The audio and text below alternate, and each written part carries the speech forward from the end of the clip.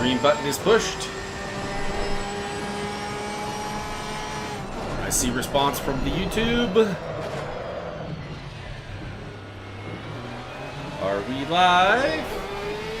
Looking at the laptop for the confirmation that we are live. Does it say live?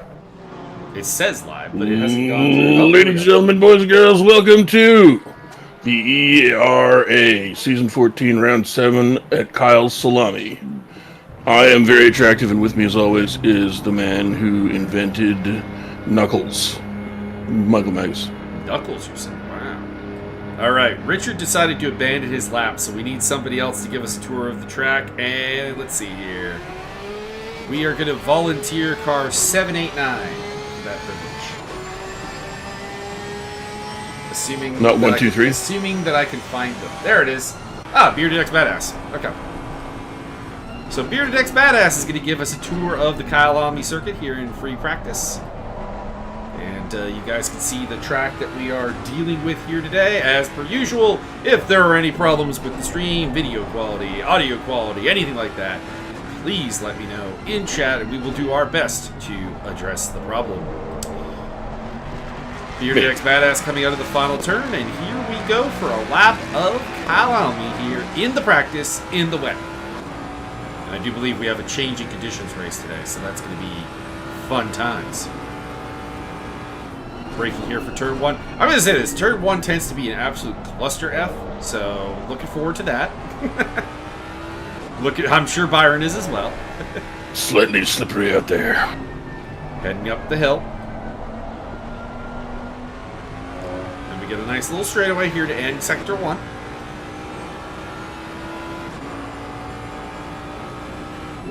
This section's pretty hard too. These are like relatively high-speed curves that you want to keep as much pace as possible. But it is really easy to go off the track. Not so much here. That's a pretty standard turn. It's really hard braking. And then we head into the little S section. Again, very difficult because it's not difficult to get through cleanly, but you want to keep as much speed as possible, and that leads to a lot of people making a lot of let's just say problematic decisions into the hairpin. Downhill heading towards Crocodile. Does it take him a while to get to Crocodile? It does. This is Crocodile here. Tough turn. Interesting line through it. There's a lot of different ways to get through there, and different cars will excel in different ways. We have the kink, which I used to always mess up in a super bike like 2000, and into the final turn.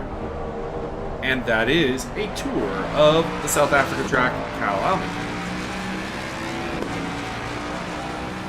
Let's go into broadcast mode here and hop out into the TV cameras and stuff. Let's, any new faces? Any new faces? Looking for new faces. Oh, Dennis Hook is here today. Excellent. Robert Volt did indeed join the server. We'll see if he actually races. Yeah, we'll definitely be looking for that. Jeffrey Bacher is here today. Alan Herrera's here today. That's good to see. Looking for any newbies, any new faces? Not seeing any new faces. I'm just seeing a lot of people who we haven't seen consistently this season actually here for the finale, which is nice. Yeah. We do have one championship still very much up for grabs. There's a mathematic battle that the bronze championship could go to someone other than Masiel Saha, but not really. It's one of those, everything has to go wrong for Saha and everything has to go right for Sean Young. But mathematically speaking, it is still up for grabs. We'll talk more about the championships individually once we hit the qualifying session for those particular categories. But right now, it's really just the silver title that is up for grabs. Bronze and iron are very much wrapped up.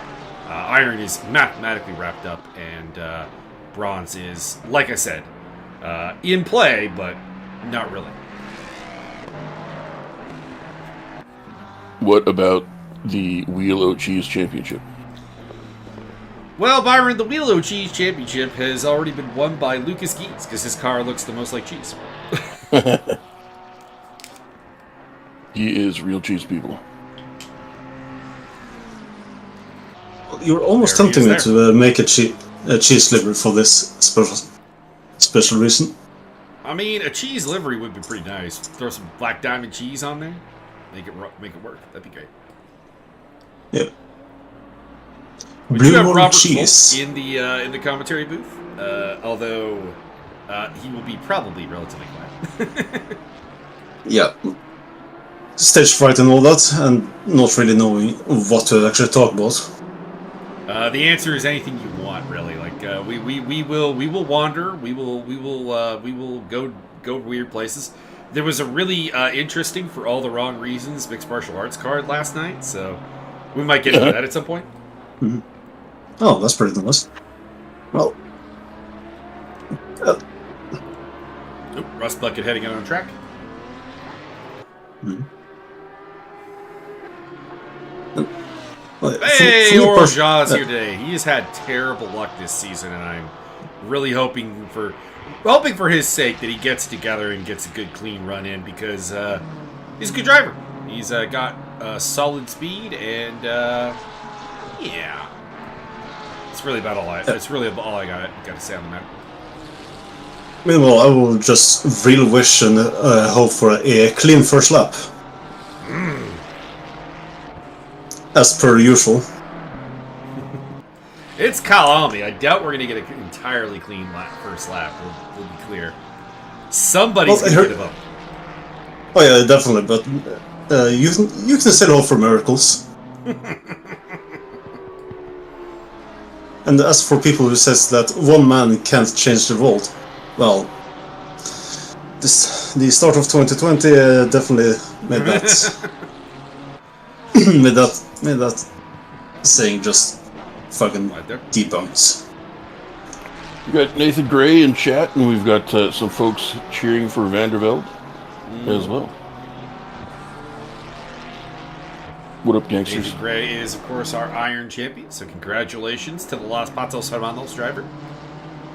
I see that you have a new livery today, Mr. Nathan Gray, so that's cool. Here on home soil. Nathan has wrapped up the Iron Championship and will be one of our 3 champions come the end of this race. Unfortunately, I haven't. Unfortunately, I haven't synchronized my livery, so I can't actually see this livery. Not missing anything in particular, to be honest. Just I appreciate the special event livery. Special Championship Edition. Okay, who is going to be our Iron? Who's basically? I'm just waiting for somebody to leave the pits. There we go, Mr. Cruz. You've been voluntold. Oh nope, he went back in. He got stage fright.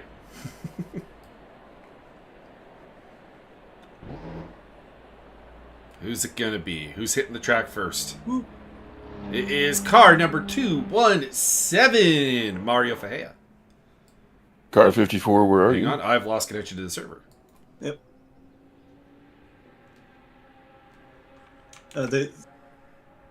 Oh, okay. Looks like this is an admin reset. Alrighty. Yeah, because the entry list got fucked up. Alrighty. Well, we are at a brief intermission here, everybody. Just waiting for the server to be back up, and you get to see the behind the scenes here a little bit. Not that anybody has not seen the server selector screen for ACC. I hope this is not actually a new experience for any of you. I usually just get teleported directly into the race. That's true. We have a special script that brings Byron in. Materialized into the server like, oh, I'm here now. I have people for that. He has people.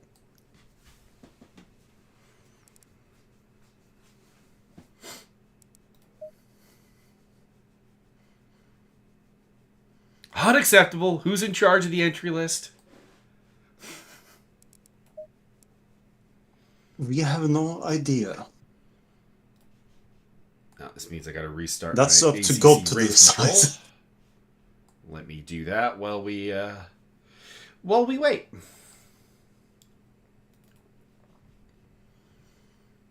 I really wish ACC race control would remember what screen I want it on, because it always tries to boot up on my main monitor, and I never want it there. Never. Trying to boot it up on your calculator.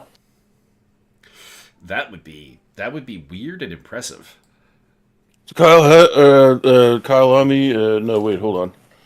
Mike, what did you think of the main event in the UFC card last night? You mean the one that didn't happen? No, I mean the main event was clearly going to be Ludovic Klein versus Mateusz Gamrot the whole time. I mean, that was a fine fight, but you know, I could have used a little bit more actual top action from our boy Mateusz Gamrot. Giggity. At least I get the pressure of just sitting there and imagine just having any knowledge of what you guys are talking about, and also just Mixed martial arts. Learn it. Correct. Oh, MMA, yeah. I've definitely heard about it. There you go. Learn it, because me and Byron will segue repetitively. Indeed. That and pro wrestling and heavy metal. Oh, that reminds me. There's a new Down album coming out, or it is out. Let me see. But yeah, we're more or less busting the balls, because last night there was a UFC card where the main event literally got canceled during the promo package for it, which, as far as we can tell, has never happened in UFC history before. So that was interesting. No, not that close to the fight. Not that close, yeah, not that close to the fight. But yeah, there was one of the fighters has had some medical issues and apparently had a seizure backstage. So obviously, the fight was called off as a result, which has led to some, let's just say, hot takes online. She's on the drugs. Also drugs. Yeah. When is there not a hot take on the internet? Well, I mean, this is true, but I would say hotter than usual. Like, if the standard hot takes is 7, we're at like a 9.5.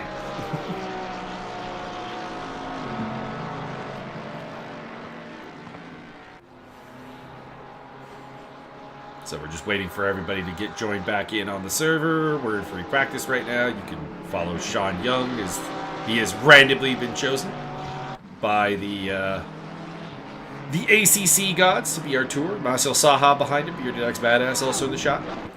I think that's Saha anyways. Looks like his livery.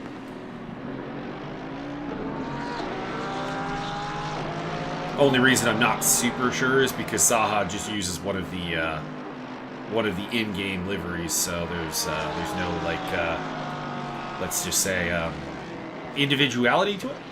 That'd be the word I would use probably.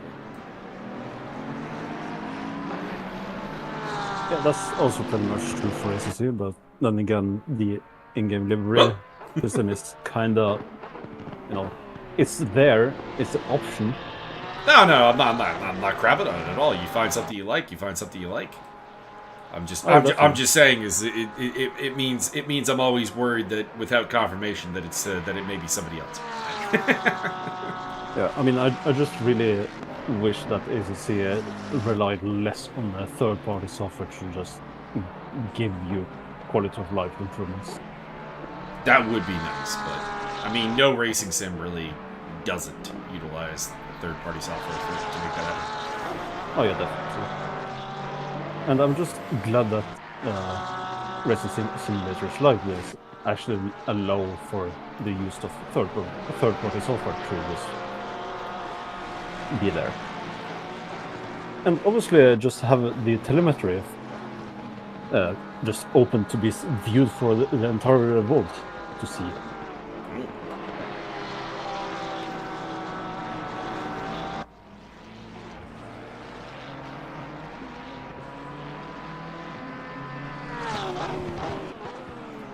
Okay, do we have everybody in?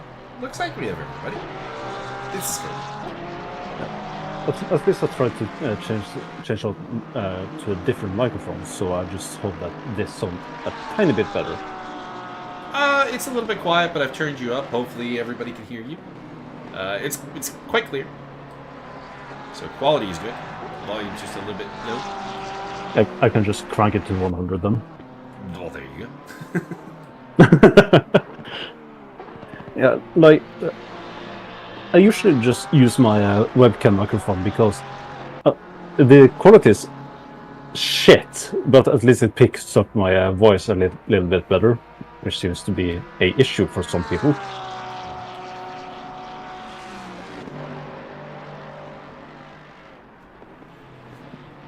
Everybody's got the dry track right now, so I guess on the bright side of this restart is we're seeing the crew get the practice on the wet and the dry, so hopefully they'll be prepared for both. Yep. We'll say that this is the second session in a row that we're seeing Nathan Gray punch well above his weight in the 995 Aston Martin. So celebrating his championship and his home track in style. Oh yeah, definitely.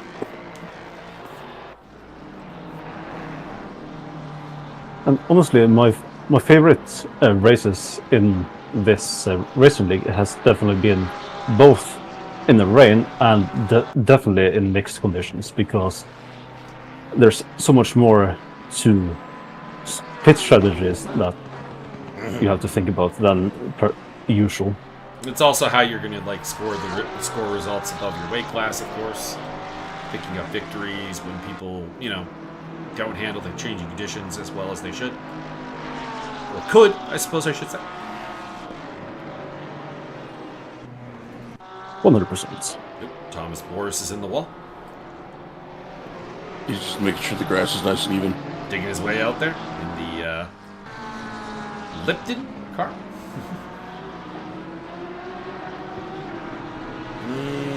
I feel like that's a livery that's not working. We got a black 413 livery.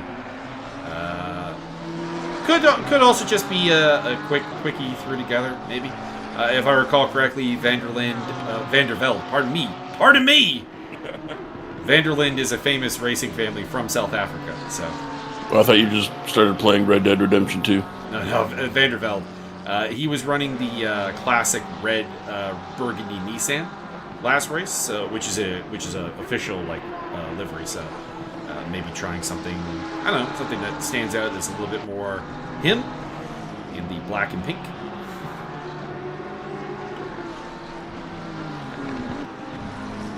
Either that, or there is a mistake in the livery collection, and in that case, apologies, I guess, to I forget his first name now. Julio. Sven Vandervelde, yes. I was correct. Should have just trusted myself. Oh, hang on. We do have a new face in the field. Ryan Eason, newcomers in the field.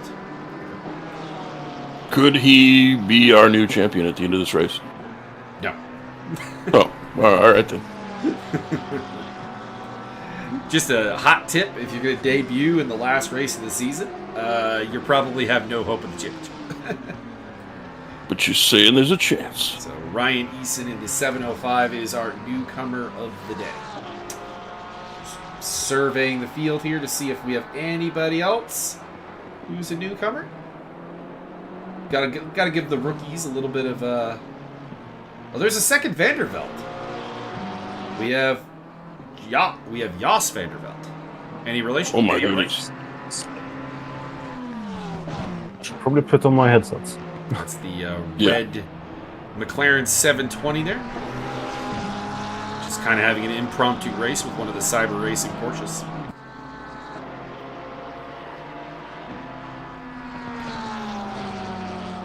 So we have two newbies today. Along with a couple of people who we haven't seen in a hot second. They've been a little bit absent, so good to see them back. Including my former commentary cohort, Dennis Hook, in the Cyber Racing Porsche. Did he have to go to sea? He may. You have to captain a boat. Haven't seen him in a hot moment, but back in the field. I can feel them back myself. course, Byron's favorite livery, the Griffin Racing crew with Lucas. Chicago!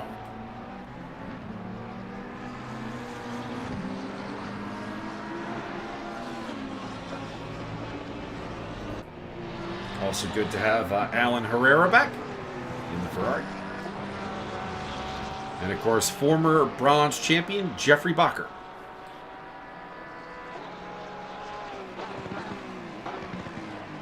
He's the champion back in season 12. Season 12, that was like 18 years ago. It's less than a year.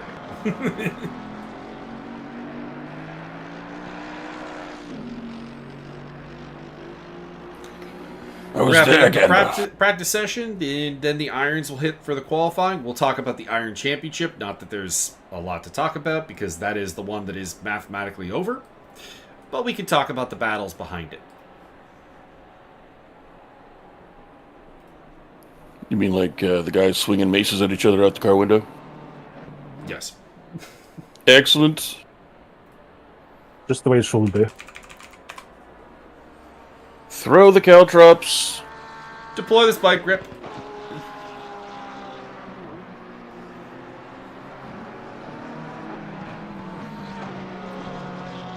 Because there's a reasonably interesting battle for second place going on in that category. So, I mean, the championship might be sewed up, but the runner-up spot is still in play.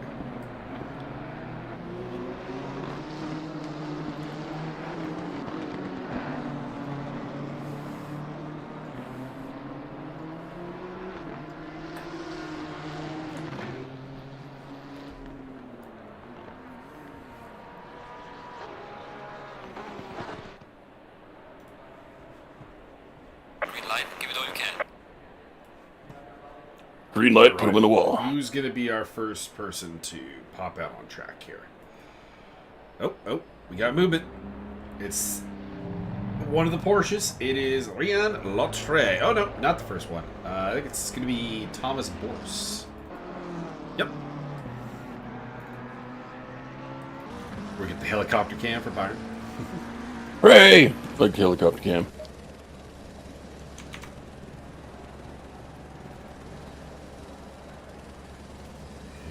The 976 car that we are following. That is D. Hines in the Stunt Possum BMW. So, championship real quick here. Nathan Gray has won the title. He comes in today with 101 points, 87 if you adjust for drop score. And he's got the title wrapped up. No one can catch him. There's nothing to do here. Felix Kramrich is in second place on 67 points with no drop points. 62 for D. Hines, who is dropping 4 points as we speak. They are battling it out for second place, along with Andreas Hansen, but Andreas is not here today, so that kind of renders him out of the fight. Max Cruz is on 52 points, 48 for Pat Fortune, 36 for Clinton Strobel. Strobel is dropping 2 points, so 34 is officially on the board. Mario Fajes on 28, 25 for Thomas Bors, 22 for Lucas Joubert, 21 for Rian Lautre. Werner Jacobs is on 16, although doesn't appear to be here today. Bo Zur is on 8, and Sven van der Velde, who has done only one race this season, is on 6. That is the full Iron Championship rundown. Does that mean that D. Hines is behind? He is currently in third place. Could still pop up in a second. Could overtake Felix Kramrich. Is Kramrich here today? Looking for the Rothmans Porsche. Ooh, Kramrich is not here today. So yeah, that does open the door for D. Hines. What would he have to do? 100 push-ups. He would need to score 9 points, which is, let's see here, first at 18, then 16, then 14, then 12, then 6th place. He needs a 6th or better in class to take second place in the championship.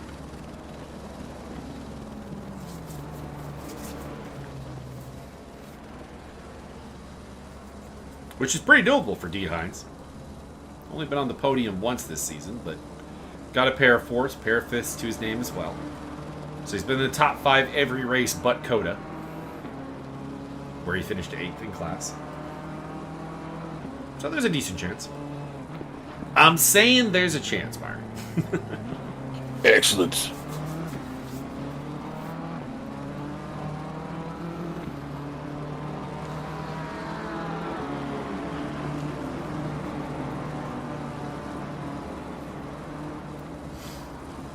Max Cruz is technically also in the fight for second place, but his requirements are a little bit more extreme, shall we say. He needs to finish top 2 in class. He can do that. Just run everybody else off the road. We got the possum cheering section. Always good to see the possum crew. Possums are awesome.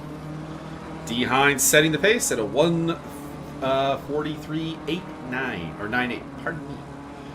Thomas Boris in second place. And we'll check in with Sven Vandervelt.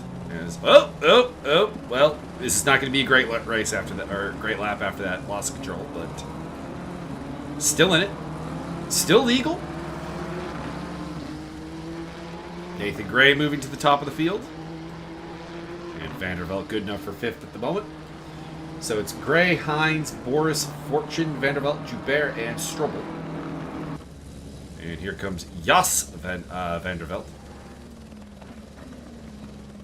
Unless somebody wants to tell me how to pronounce the VDV part of his name, I'm just going with Jos. I believe it's pronounced Julio. 8th place for Vandervelt. I'm assuming that VDV stands for Vandervelt. I'm imagining so, yeah, as well. Unless he's really got that much VD. Indeed. That is my assumption, but I'm just confirming. I'm ignoring it for pronunciation purposes unless somebody actually wants to correct me. Unless you're going to go full Kang and Kodos. In order to pronounce it correctly, I would have to pull out your tongue. Yeah. My Either pick pull for out the your Iron tongue or just Championship ask was them Max yourself. Cruz, but he's off the track. He's trying to hit maximum cruise control. Let's see who's on a banger right now. Oh, Felix Krammerich is here. Never mind.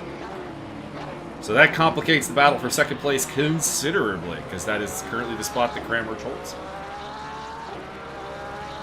The Croatian sensation has been a winner this season, taking victory at Donington, as well as seconds at Silverstone and Valencia, and Hungaroring. His only problem has basically been that he missed Coda, didn't show up, and had a rotten day at Indianapolis, so the American tracks bit him hard.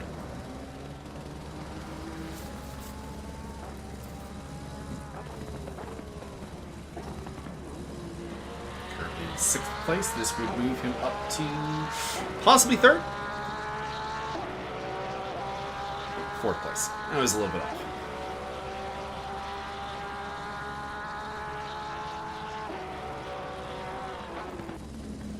Jos Vandervelt has a pretty good lap going. This is 1.7 improvement. Granted, quite a ways down in the order still, but, you know, always nice to see someone pick up the spots.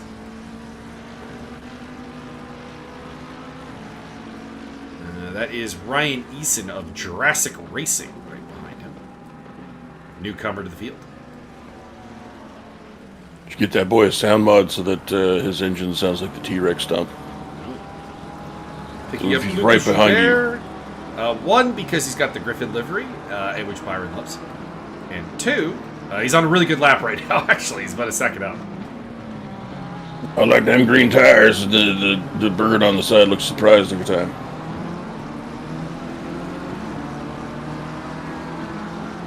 Vandervelde.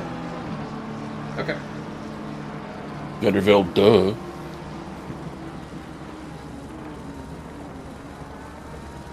Mr. Vandervelde. We can work with what we got. Not Also, to be confused with Mr. Vanderflug.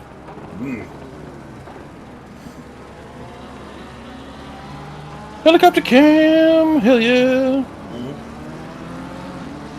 If you listen very carefully, you can hear the helicopter. Top 10.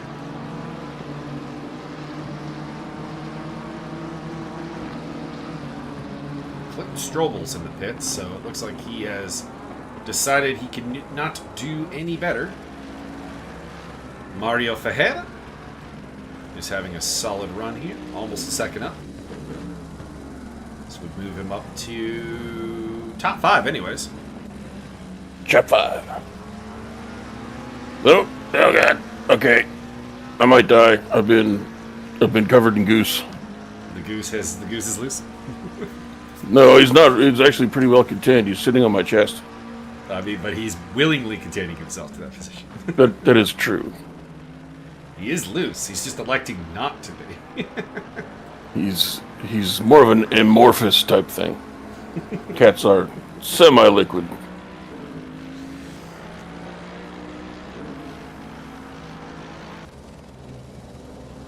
Thomas Boris has got a decent run going here. The Iron Boys are keeping up with Nathan Gray fairly well right now. Which, honestly, I did not expect based on the practice sessions.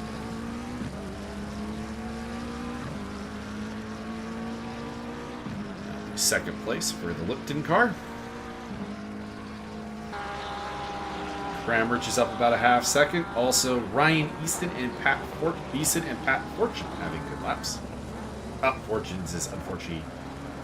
Well, okay, I'm thinking Fortune hit the wall. That sounds misfortunate. Basically, his lap went red, which means it was illegal, and then his delta just was like skyrocketing. I'm like, I think he's hit the wall somewhere.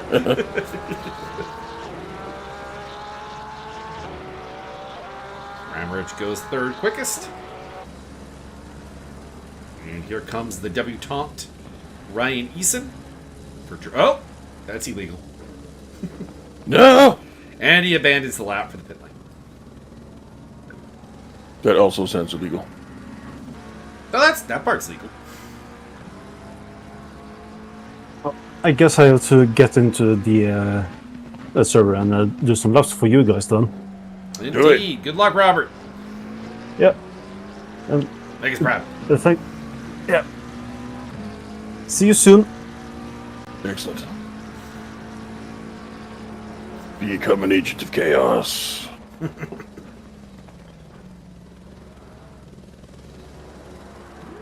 Thomas Boris with another pretty solid lap going here. Also, Max Cruz has got a good one, so we'll pop in on him in a moment.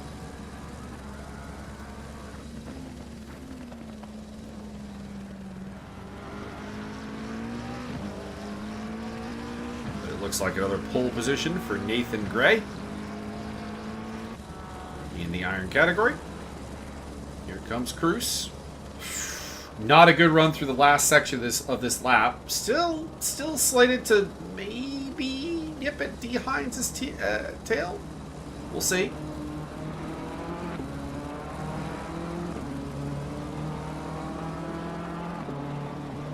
Does indeed move up into 5th place.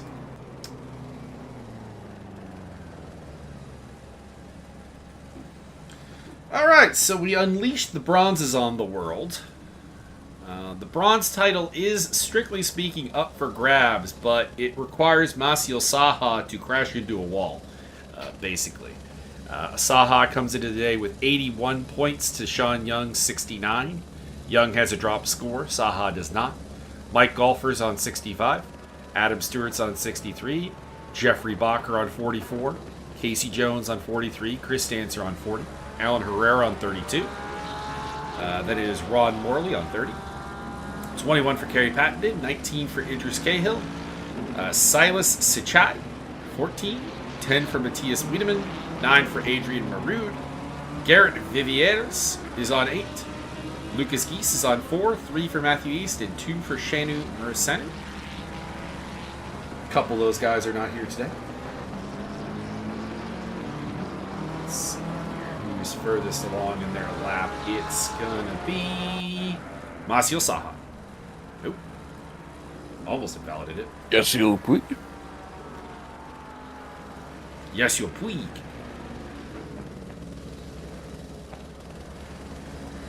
It's the Queeg 9000.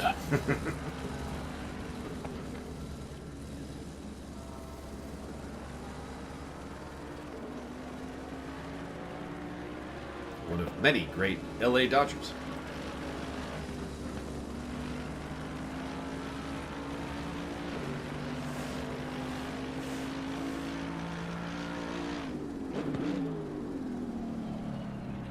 A lot of love for the The Vander Velde brothers. Cousins? What is the deal? What is the relationship, chat? If you could inform us. I believe they are their own grandfathers. We've had brothers before. We've had father-son combos. We've had cousins. We've had sisters in the past. Father-son combo. Who's the father? Who's the son? And is there a holy goat? Saha going third quickest. Next up will be Idris Cahill. Oh, pardon me. I'm wrong. Next up will be Alan Herrera.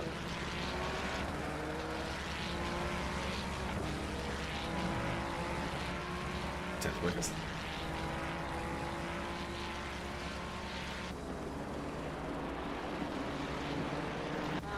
Matthew East coming to the line to the Cyber Racing Porsche, 14th quickest. And next up will be Lucas Geese in the Real Cheese People car. Good enough for 13th.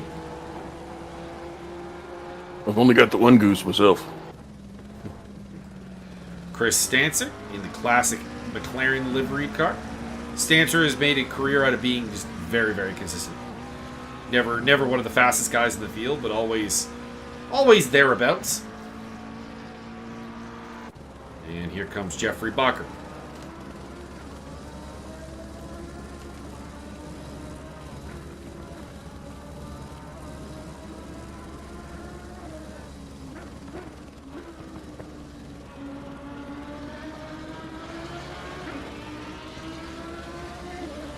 I've also done I've done an endurance race with my dad at one point. That was an interesting experience. Oh yeah, I remember that. You said that he was getting really into it. Yeah.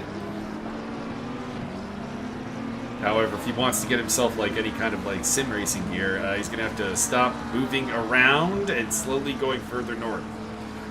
I was gonna ask if you still had to journey to him Yes, every yes, month. I do. Oh my god. That'll be this week. Just make your sister do it. Nah, she doesn't want anything to do with it.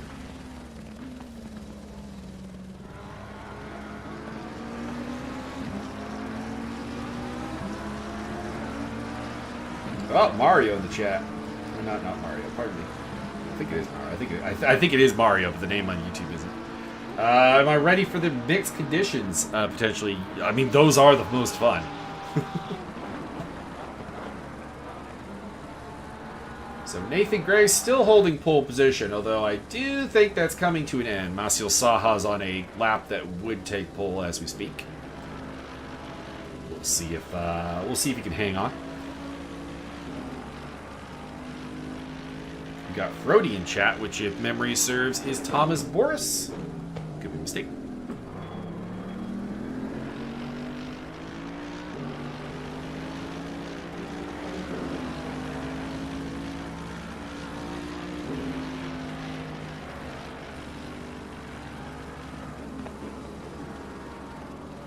Watching what would be the fastest lap of the session so far. We still have the silver guys to come. So, you know, there's always a chance that will, well, I'd say there should be a guarantee that will tip the scales, but you never know. As long as these silver guys don't tarnish their reputation. Saha to the front. Those who do not know, the red number plates are iron drivers, the gray number plates are bronze drivers, and the white number plates are the silver lads. Alan Herrera with a notably improved lap here. Hopping up into 4th place. And also improvement from Sean Young, who is still technically able to win the championship, but everything has to go right for Sean, and everything has to go wrong for Masil Saha. In fact, would it be over? It would not. It would, in fact, be over if Saha takes pole in the category.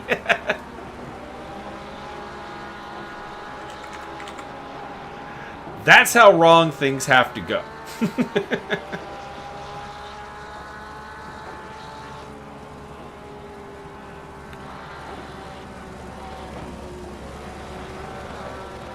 Noted 80s superstar Sean Young. We have a solid lap coming in here from Jeffrey Bacher. Should jump up into the top 15. Here's 14th spot.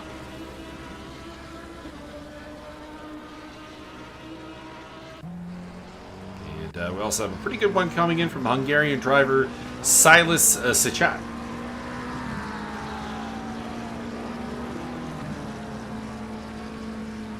Currently, this lap would pull him up into possibly the top 10, actually. This is quite an improvement. Has to hold it, of course. Didn't get a great run through there. Let's see. Still looking good. Still looking good. Should be about 12th place as it stands. Maybe even a little bit better. 10th it is.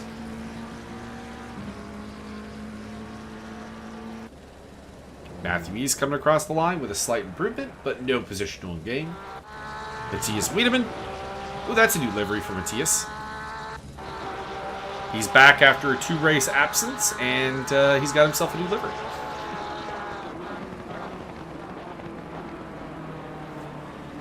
Is it made out of the livers of his enemies? Could be. Could be. Casey Jones and the Stunt Possum Ferrari.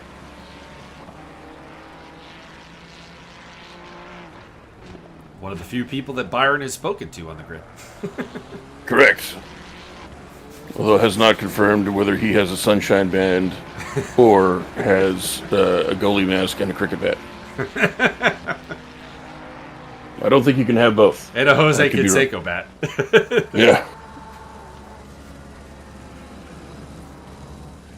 Please tell me you didn't pay money for this.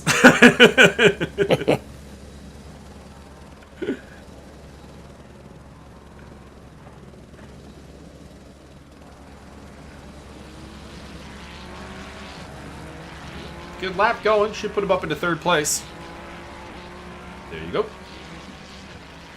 And a full 2nd improvement from the people eater, Ron Morley, up into 8th place.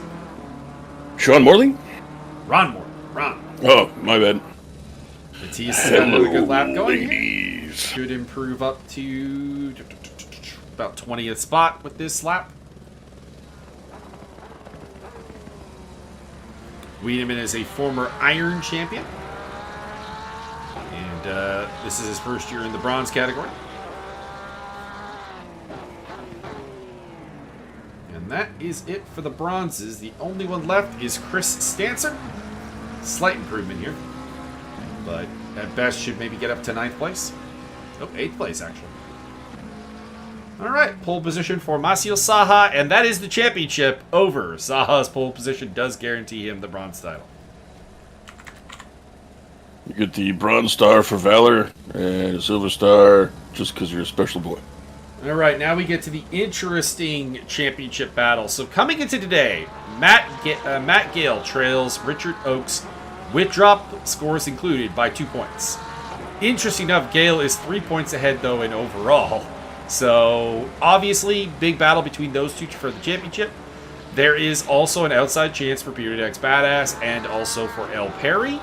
However, pretty unlikely. It would involve both Gale and Oakes having a pretty bad day in order for that to come against us. But we'll cross our fingers, cross our toes, and hope for the best.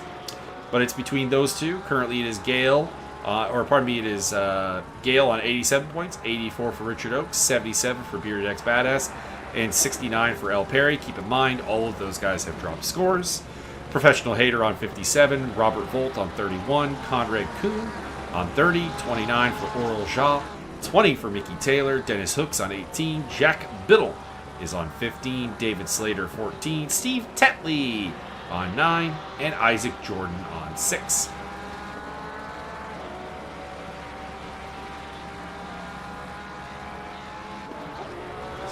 Currently the furthest along on the lap is the Rust Bucket of Richard Oakes. Currently, with drop scores impacted, he is the championship leader by just 2 points. 2-time race winner this season, winning at Hungaroring and last time out at Valencia. Home of the delectable oranges.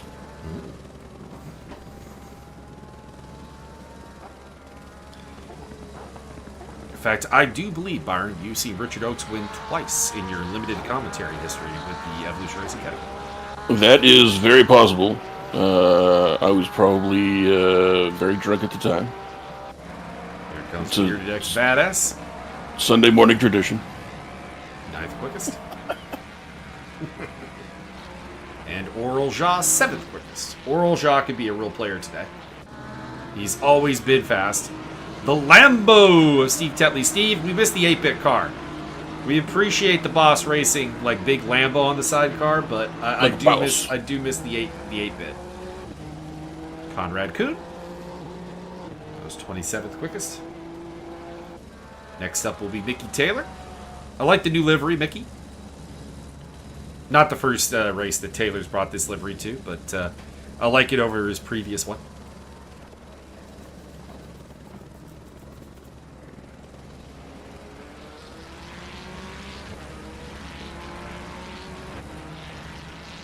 Pole position pretty important here with this tight title battle going on right now. Here comes the stealth bomber, El Perry. Good enough for 14th at the moment. Los Perry. Let's see here. Who's the next notable? Matt Gale currently is a half second up on his time, which would put him up into close to the top 5. Probably about 7th place as it stands. He's lost a little bit of time while I was saying that, though. About a 10th and a half.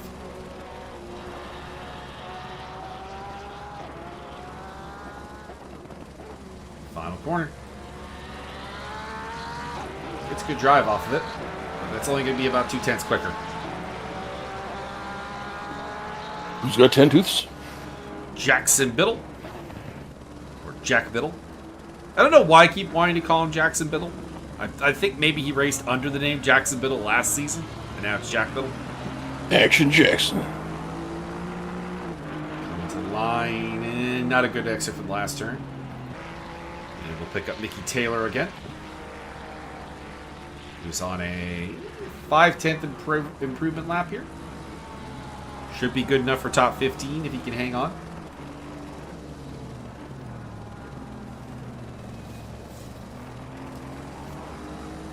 Just avoid screwing up. You say that. I mean, that is a tall order. Slightly greasy out there. It is raining Crisco. Yeah, it's going to really compromise this grid because, of course, the raid has come during the silver qualifying session, which are the fastest drivers, the guys you would normally expect to see on pole. But they are hampered by the fact that they're not getting the grip they would like. The track is greasy out there right now. It's because I put butter on all of their tires. Could mean that the number 32 of Masio Saha is going to start from pole position here.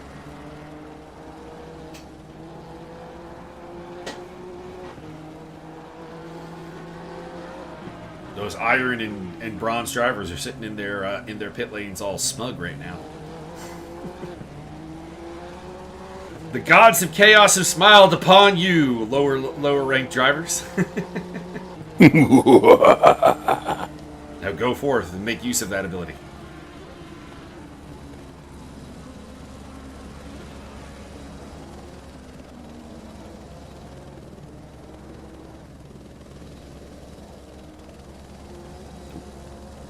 Just kept that legal. Nice save.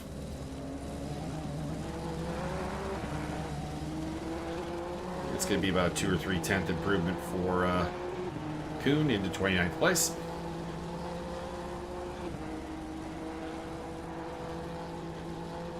Time is running down. We've got a couple of silver drivers in the pit lane right now. Maybe thinking about a dry or a wet tire run, perhaps. We'll find out. The fastest of them so far has been Oral Ja in 7th place.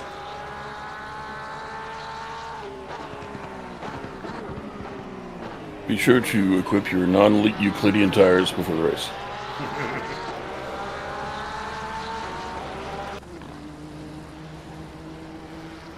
They're the best for gripping in uncertain times. It's only a couple of cars lapping right now. Only 6 of them. We got Shaw, Richard Oakes, Bearded X Badass, Il Perry, Matt Gale, and Conrad Kuhn soldiering on. We got Steve Tetley in the pit lane, as well as Dennis Hook, Robert Volt exiting to head back on the track. And Oakes is in the pit lane.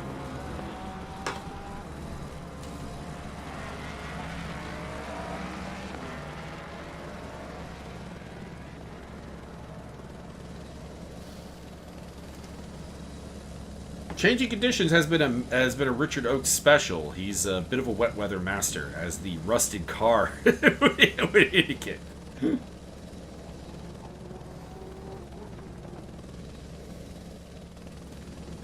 See, what the game plan here is you shake some iron filings off the body onto the tires, and it adds extra grip.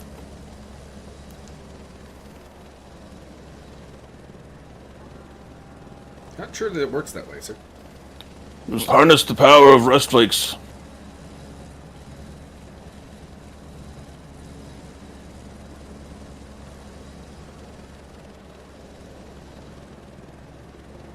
That reminds me, I remember seeing commercials back in the day for winter tires, and like for about 3 or 4 years, it was all the rage that this one brand used crushed walnut shells or something for extra grip. The nuts commercials. Yeah, was that a gimmick? Did that actually work? Do they still do that? Supposedly These are questions works. I have. Fair enough. Excuse me, gentlemen. I will be away from the mic for just a moment. I don't believe you. There is a water pressure issue with the house water, and the knob is in my section of the house. Go fiddle with your knob. I'll be here. While he's gone, we can have an in-depth discussion about the existential nature of cars flipping upside down. Whether or not 'tis nobler to flip your car on the last lap or do it on the first. And how much wood could a woodchuck chuck if that woodchuck was given the same prescription medication that we all enjoy?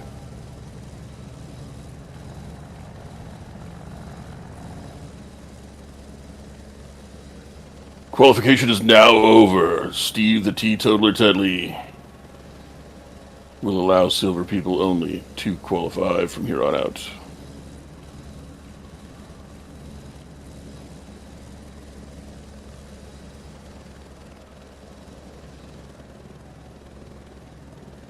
And how is everybody's Sunday today? Is anybody already on Monday? Since there's so many people from so many different time zones. I don't think we don't have any Australians, so I don't think it's tomorrow for anybody yet.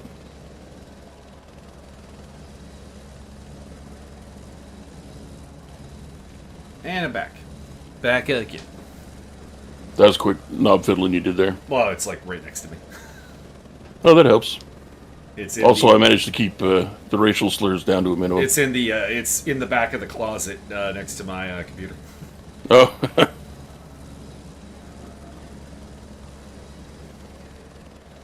So did not have to go far.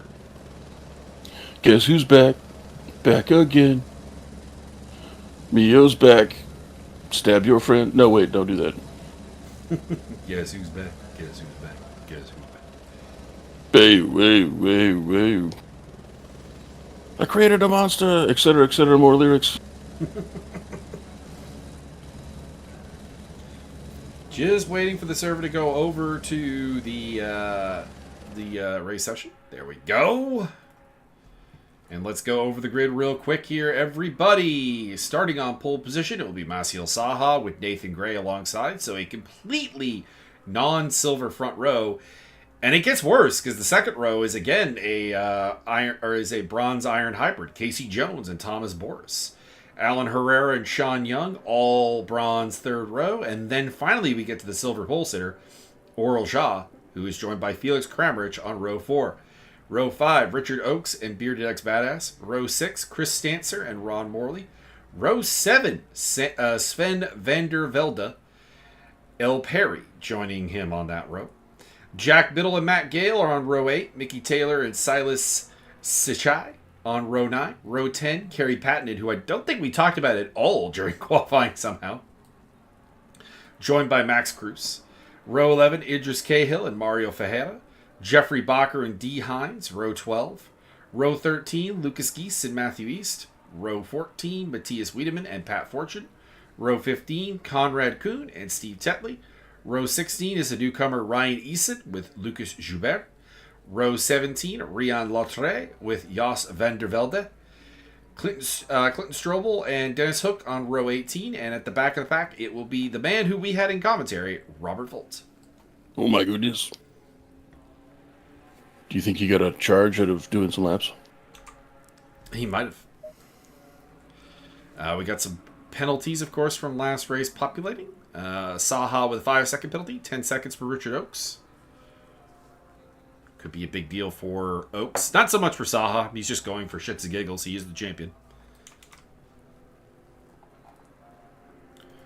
And if we look further down the grid, 15 seconds for Pat Fortune in the 151 Stunt Possum BMW. Also has a penalty. All right. Well, let's get the helicopter cam out, because it's good for looking at the first lap. And there is your pole sitter, Maciel Saha.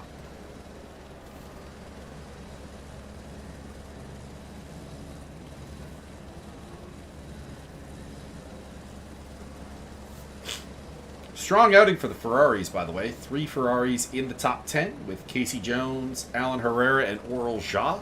Actually, all in a line there, 3rd, 5th, and 7th, so inside row 2, 3, and 4. And also a pretty respectable run from Mickey Taylor as well in the 4th Ferrari.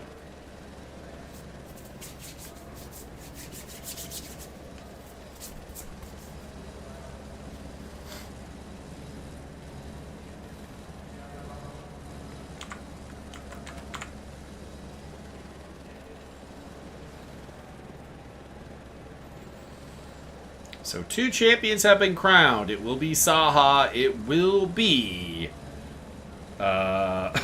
Nathan Gray. We're starting on the front row. Who will join them at the end of the day as the silver champion? Will it be Matt Gale? Will it be Richard Oakes? Will it by some miracle be Bearded X Badass or El Perry? Maggle, is it true that they will take each champion and physically merge them together into one super driver for next season? Quite possible. Excellent. We may have the technology. We may be able to give you the $8 million peso man.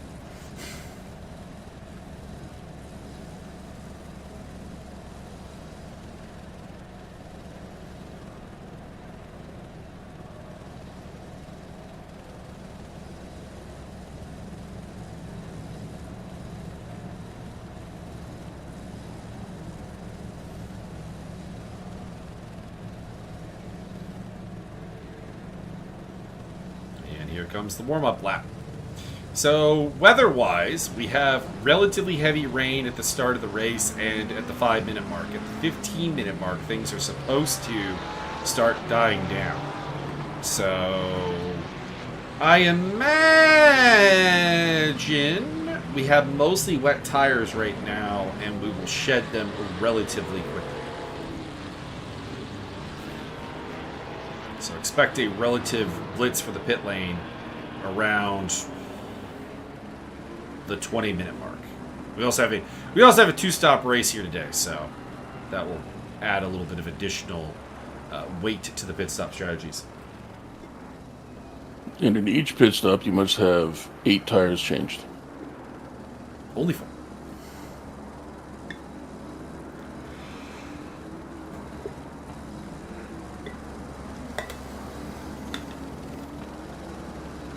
All right, chat. Now it's your chance to put bets on the race.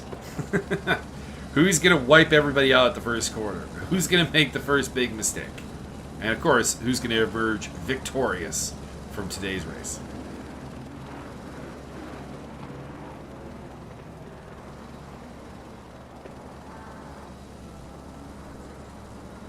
Oh, we actually have a really rare thing. We have an all Nissan row 7, which is a bit weird because we only have 2 Nissans in the entire field. So to have them sharing a row is unexpected. It's the... I don't know if it's the rarest car in the field. I feel like we only have 1 Honda in the field. So I think the Honda has the... Oh, actually, we only have 1 Mustang, which is actually surprising because the Mustang's a little bit OP right now. So you're saying the fix is in? No, not quite.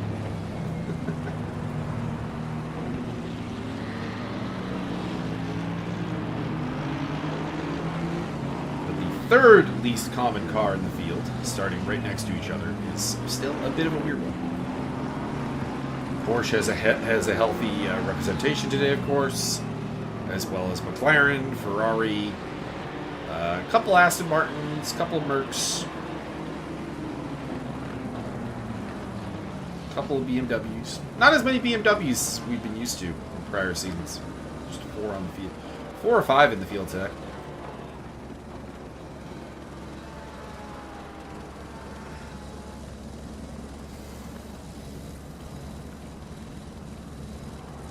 Near to the green flag. Everyone forming up side by side. 2 by 2 by 2.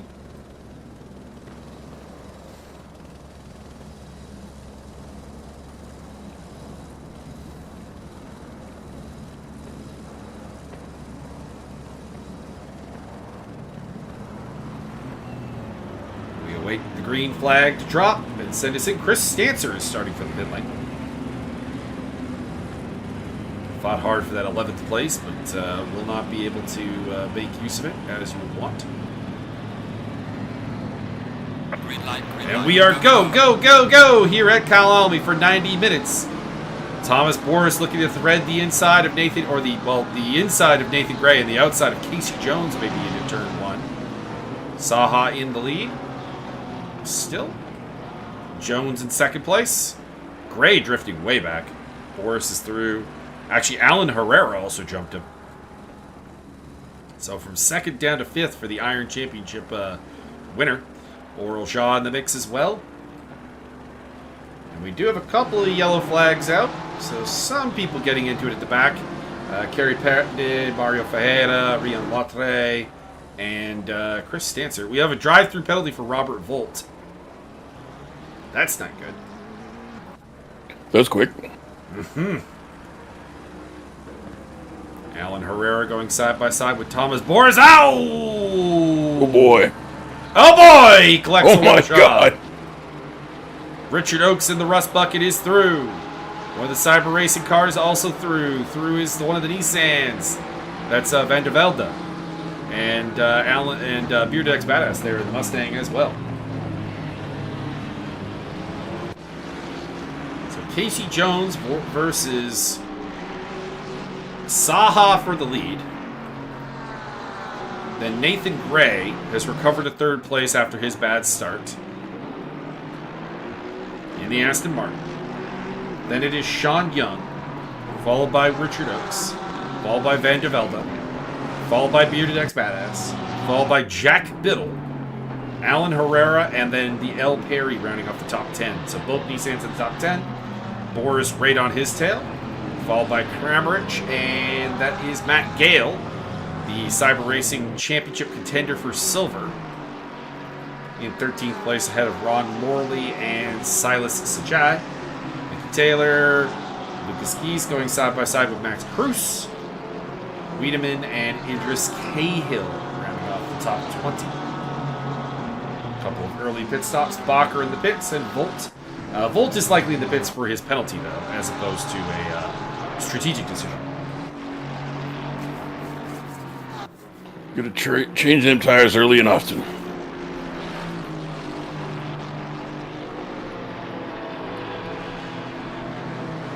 Gray looking to the outside. Now, of course, the question is anyone starting on dries here today? Because a damp track is always kind of that middle ground where you can drive it with the dry tires, maybe even fast. And we do have a letting up, rain at the 5-minute mark from now. So it may have been a bold move but it'd be understandable. Jos van der Velde is in the pits. We also have Dennis Hook recovering from an off as Pat Fortune overtakes him. Also coming through is Lucas Schubert.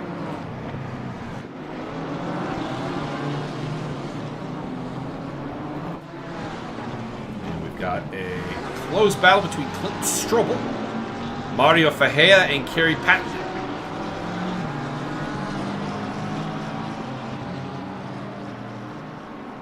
This is over 30th place.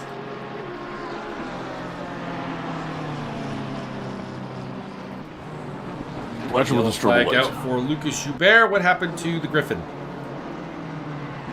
Exploded. Running ahead of Oral Jaw. And Jaw goes down the inside. Oh, 3 wide. Oh boy. Just kind of loses it on his own, though. Just gets forced out onto the wet stuff. Or the dry stuff, depending on the problem. Casey Jones has dropped back, so sorry, Casey, but we have missed what is happening to you. You're getting swallowed by the field. Nathan Gray is through, Sean Young is through, Van de Velde is through, Biddle's through, Herrera is through, El Perry's lining up on him, Boris is right behind him. Side-by-side action in behind between Kramrich and Gale. As Matt Gale ups into the top 10.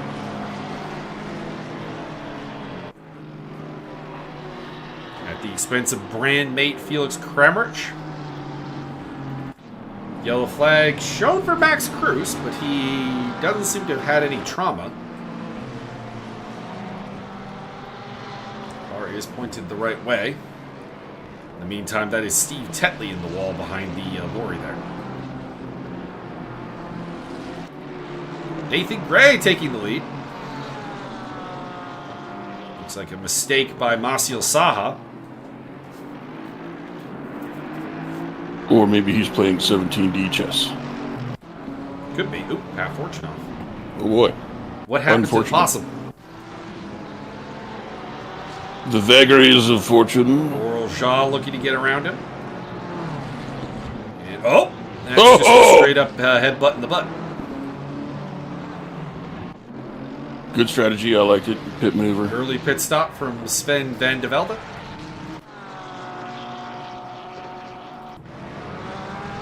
Check in with Bearded X Badass, who has a very slim championship hope. Running in 12th place behind that is Thomas Boris, as well as Sichai. Was this about Sanchai? Sichai. Oh. Thought we were going to watch some Muay Thai for a second. We also have Lucas Geese and Jack Biddle taking early pit stops. And Conrad Kuhn.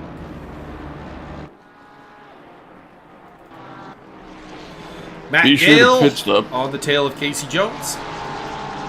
Felix Be sure to Kramrich pit stop right and change your tires every other lap just to make sure they're fresh. We're going to have all kinds of interesting competing pit stop strategies here today, so that's going to make this race very interesting.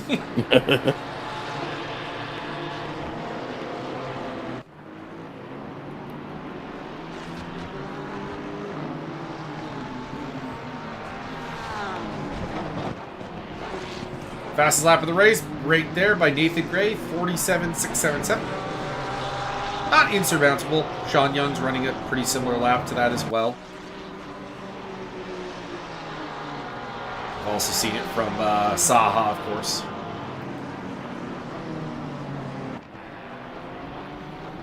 Those three appear to have the best setup for the current conditions. Matt Gale still looking for a way past Casey Jones, who takes to the gravel trap. And that'll be that. Oh, Kramrich. A lot of cars pitting as the rain lets up. Nope, there's another one in, actually. That's Matthias Wiedemann.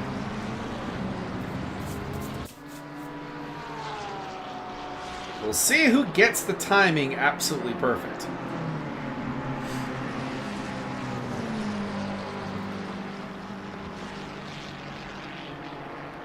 Should do an all-electric car series and then have random lightning strikes throughout the race. There are electric car series. Yes, I know. normally Formula E, but also the Jaguar Electric Trophy. Ooh.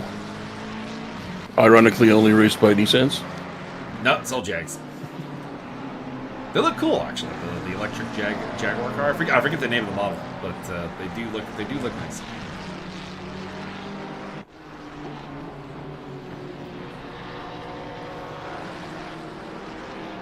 There is a Nissan in Formula E, or there was. I haven't watched Formula E as much lately. Boris losing control of the car there. And Bearded X Badass getting himself a free spot. Is that because Dan Tictum doesn't race Formula E anymore? Also, Mickey Taylor through. I think Tictum is still in Formula E, actually. Hasn't stuck his tongue in a light socket yet? Most likely to electrocute himself. Well, that would be Dan Tictum. Sean Young on the tail of Basil Saha. I gotta say, this battle right here would be really interesting if it was actually still for the bronze title, instead of Saha having confirmed the championship via the the pole position he got. I'm gonna confirm my championship So by there is no mailing mathematical ballot. chance for Young to take the title. So it would be interesting. Sean Young would have been the first person to win titles in 2 different classes during my time doing commentary. Former Iron Champion was almost the Bronze Champ this season. Just needed not to have the rough runs he had at Hungaroring and Indianapolis.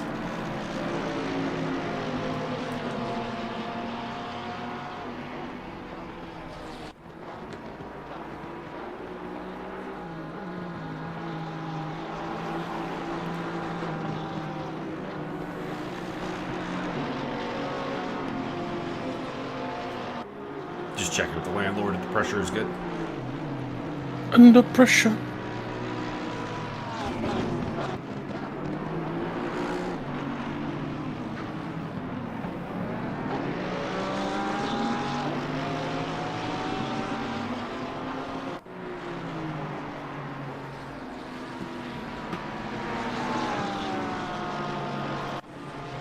Bearded X Badass making a move on the purple leader. Pink People Eater, there you go. And moves into 8th place.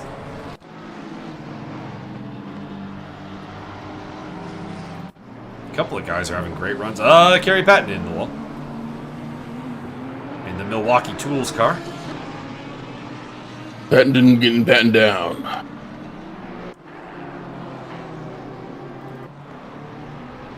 Thomas and Boris also finding things that are not necessarily track.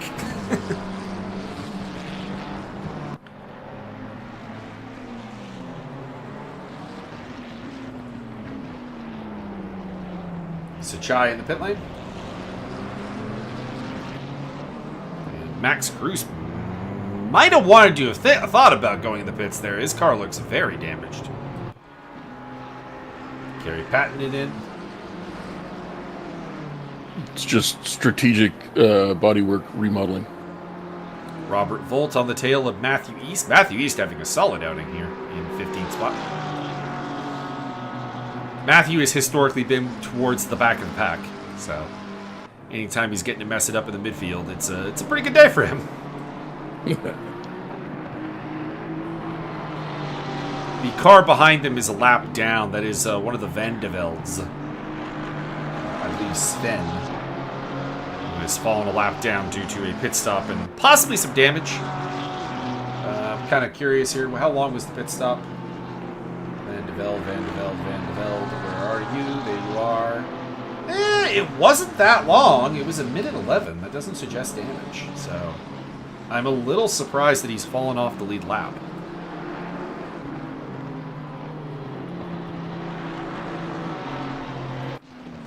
Oral Jha on the tail of Thomas Boris.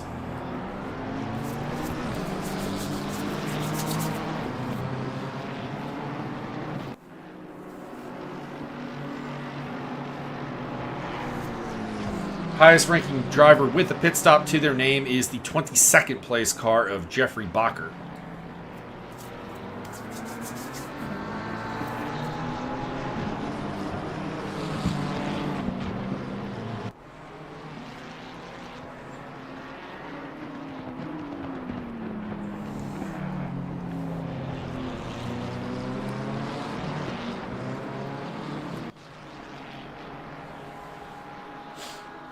Jaw is now kind of being the hunted as D. Hines in the stunt boss of BMW joins this fight. Looking down the inside. But the Ferrari will hang on for the time being.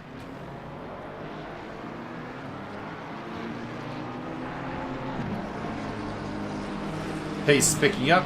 Drivers are getting into the 47s as the track gets a little bit drier.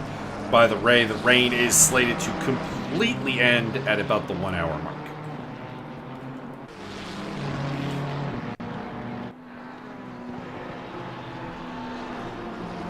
Unless, of course, we decide it's hurricane season. Could be, could be. I had that happen once in a ACC Enduro race. We were doing a 6-hour race.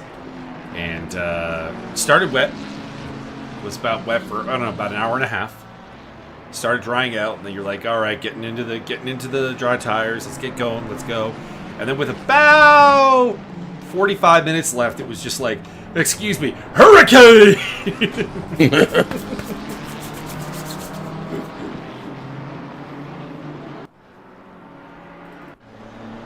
Alan Herrera going side by side with El Perry, and El Perry coming out the victor.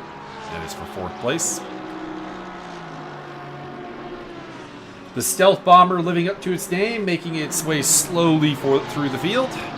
Robert Volt overtaking Max Cruz, who needs to get in the pit lane. I'm sorry, Max.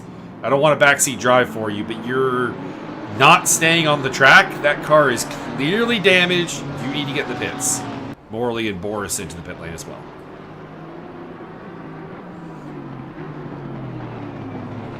He's going to go for another lap.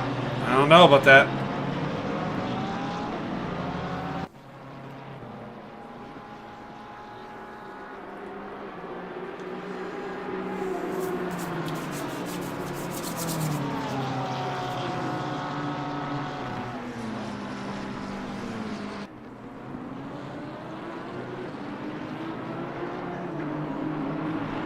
Cruz is going to be the cork in the bottle at this point.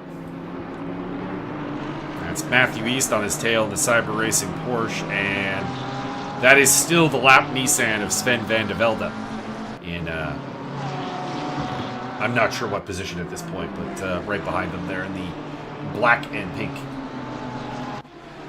Alan Herrera is still not giving up on El Perry. Never gonna let you up. Never gonna give you up. Never gonna let you down.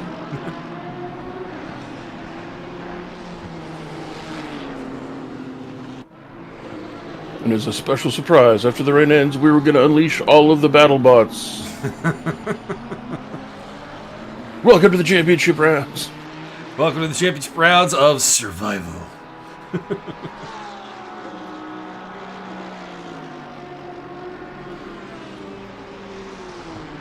I've been playing too much grip combat racing, and it's time to take it in.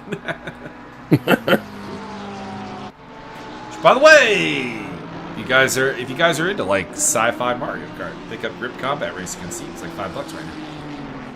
And then add me on Steam because I would love to play with people. There is no online community for that game. I had that game installed for like years, and I just didn't have anybody to play it with, so I uninstalled it a long time ago. Install it. We'll play. I might. You can tune into Mio's stream on Tuesdays and Thursdays and watch him get to the fork in a road and then choose neither path. It's a weird habit that I've noticed. Nah, it'll be Mech Warrior Online this Tuesday. You gonna race mechs? I mean, in a fashion. Mech race! Dum, dum, dum, dum.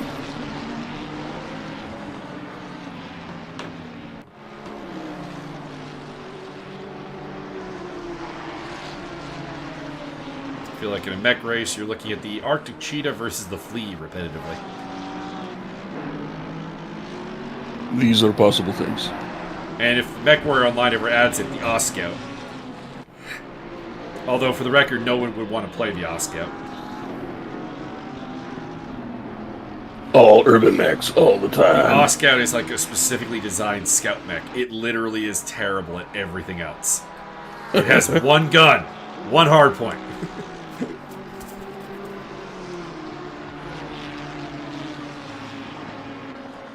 There's a novel. Not a novel, it's a short story, but it's about the invasion of the planet Winfield in Battletech. And at one point, like, they know they're fucked. They're losing horribly. And this one Oscout pilot, the only Oscout pilot on the planet, just goes like ham on a suicidal scout mission. Whoa! There's like backflips and shit.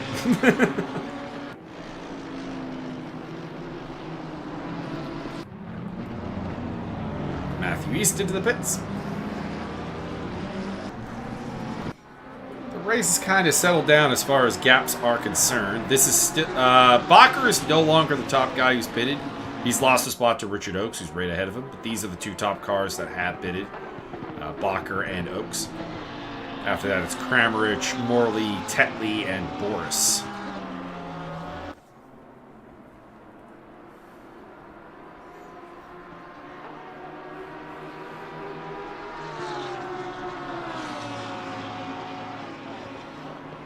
Sven van de Velde's in the pits again.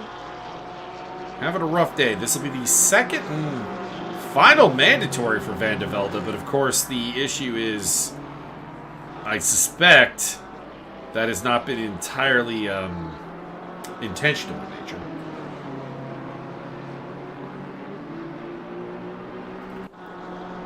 Checking in with race leader Nathan Gray. He has set the fastest lap of the day at a 47.32. A couple other 47s have been posted by Sean Young, Nasser Saha, El Perry, Alan Herrera, Matt Gale, as well as Richard Oakes. What about Steve Willows? Jack Biddle looking to get past the iron car of Clinton Strobel. Not really much sense in Strobel fighting here. He's a different class, and he's also pit stop behind Biddle. Doesn't make it too hard on the 818. Misano Weiss. Now the question is, Jack Biddle, are you the Rocky Romero, or are you the Trent Renault? Good old Trenty Lux. Or, heaven forbid, are you the Kozlov of the group? Or Chucky T? Good old Chucky T. Non-pro wrestling fans have no idea what I'm talking about. I would like a Rocky Romero, Orange Cassidy tag team.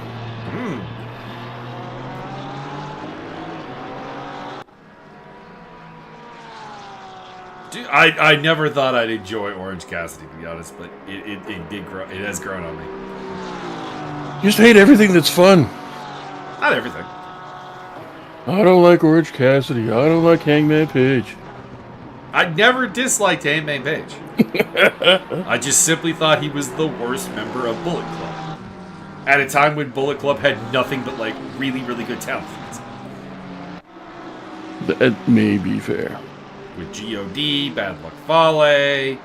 Who else was it at the time? So this was post AJ Styles, I think. Yeah. So Kenny Omega. Tokyo So you Kid. think that Hangman Page was a worse member than Bone Soldier? No. Bone Soldier is the worst member of all time. Although it did lead to the one of the funnier wrestling moments where Omega was tag teaming with Bone Soldier, and to get his attention, he kept yelling "Boner." I know. Boner, over here! Come here, Boner, come over here, Boner. Matthias Wiedemann making an overtake there on Riyad Lotre. Robert Volt and Mario Fajea in the pit lane.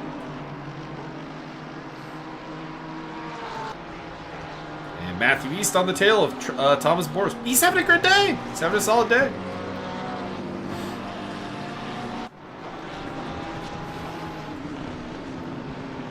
Don't let that 27th place fool you. He's actually in the top 10 of the cars that have pitted. So, when all comes said done, let's see here. What would I say. Hard to say because he is lapped right now where he would come out, but it'll be pretty decent, I think. Oral Jaw off the track, and another victim of the crocodile.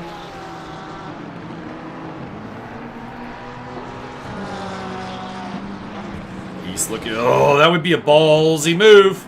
He does not go for it entirely. Stumpy Monkey will remain behind the Lipton car. The Vanderbilt section of cheerings are out in force. They're not having a great day. It's not the best. They are currently running in 34th and 36th place. And Yas just went off the track.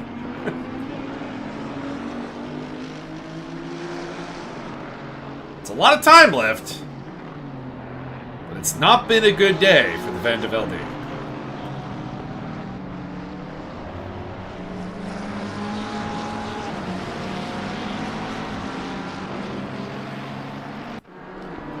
Richard Oakes on the tail of Pat Fortune. Stunt Possum BMW versus Rust Bucket Porsche.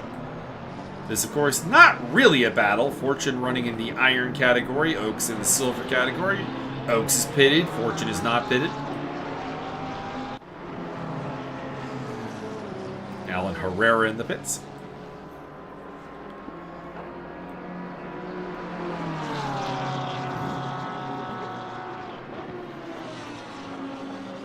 Down the inside, doesn't quite commit. Also, Joubert up on the tail of Max Cruz. Cruz is still not pitted despite having a very damaged front end. And the fact that he's doing anything is quite surprising. It's also Conrad Kuhn in the mix there, but Kuhn is a lap down. We also have a battle going on between Herrera and Biddle.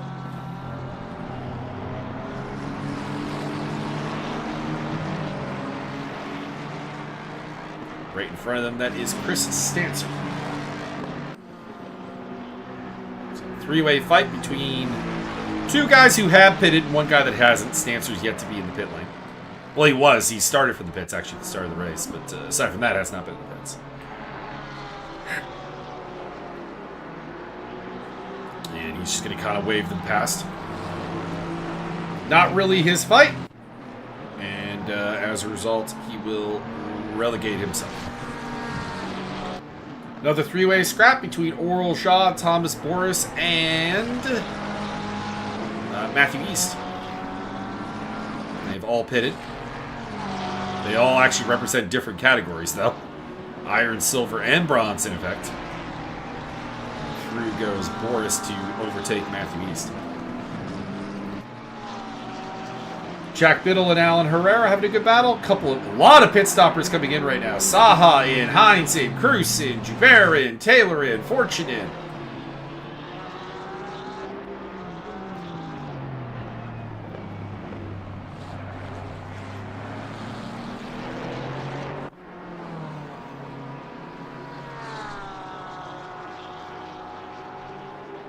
Matt Gale has hit the front, as Nathan Gray must have made a mistake because he is well back in the top two now. Yeah, oh, he pitted. Never mind, he just pitted. Okay. So him and Young have been in the pits and are at the front. So, yeah, I'd say the guys who have not pitted yet are kind of in a bad spot. It looks like they've not really played their cards correctly. I'm just having a look at their current lap times. Matt Gale just did his fastest lap of the race, so he's got speed. But he is going to make a pit stop here as well. But Casey Jones is struggling, and he's going to get in the pits as well in this time possible.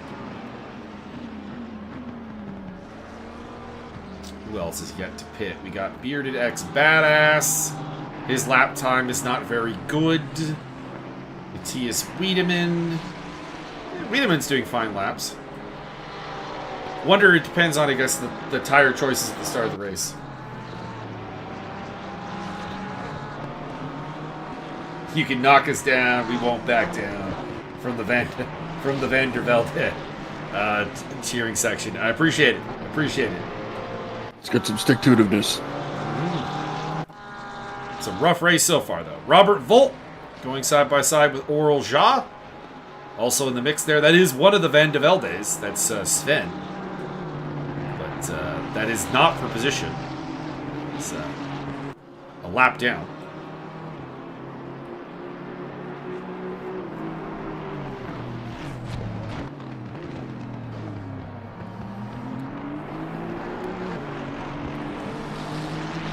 Drive-through penalty for Matt Gale. That's a big deal. Byron, if you would like be to executed. Byron, if you would like to give us your best Jim Carrey, Fletcher Reed impersonation. Stop breaking the law, asshole! There you go.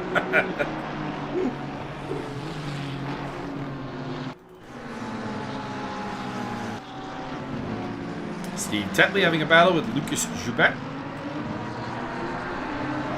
What's the pit stop scenario? Both these guys have been in the pit, so this is a fair fight. Even though Tetley is an iron and Joubert is an iron and Tetley is a silver.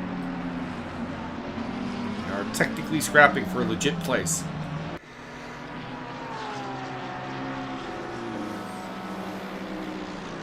And that is Jos van de Velde in the background. Lap down.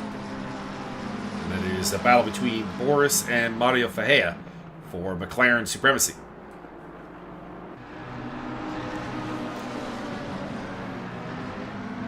Brand-on-brand violence.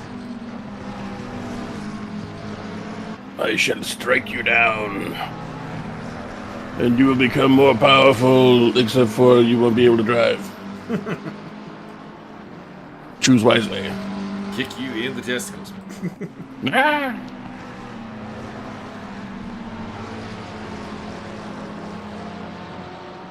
Or as Bill Dodrieve would say, oh, Thomas just disappeared. And now he's back! Alright, so Thomas Boris, who I do believe is playing on Wi-Fi. I think that was stated in chat earlier. Maybe not having the greatest ping day. And Matt Gale into service drive-through penalty. Fajea's on the outside. Can he make the move? No. Boris hangs on.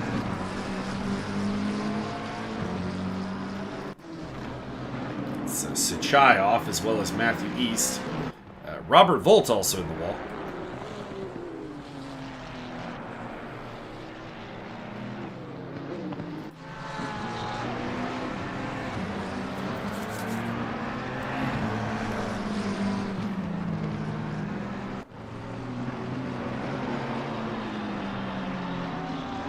Down the inside for Fajea. Nothing doing.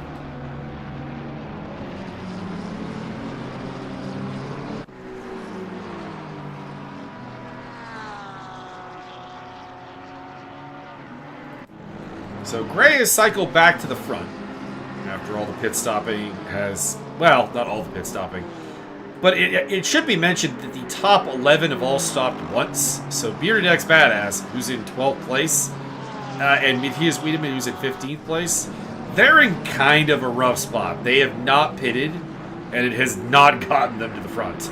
So, problems abound. Pat Fortune and Silas Sachai on a battle here.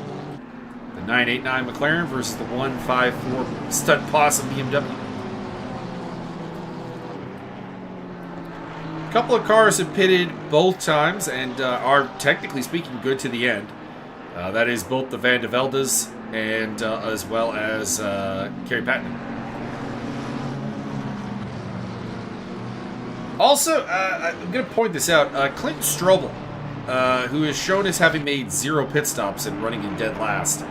I've seen him in the pits, so I do wonder if something is up with his pit stop controls that is not allowing the Insane Sanity racing car to actually make its pit stops count for mandatories. Same case, actually, with the 28th place car of Lucas Geese, who I have seen in the pits, but is shown as having made 0 mandatory pit stops.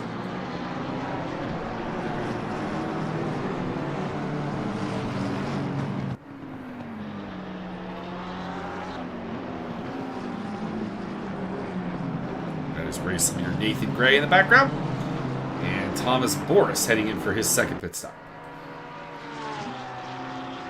So he's not He's happy second with of the tires 17. right now.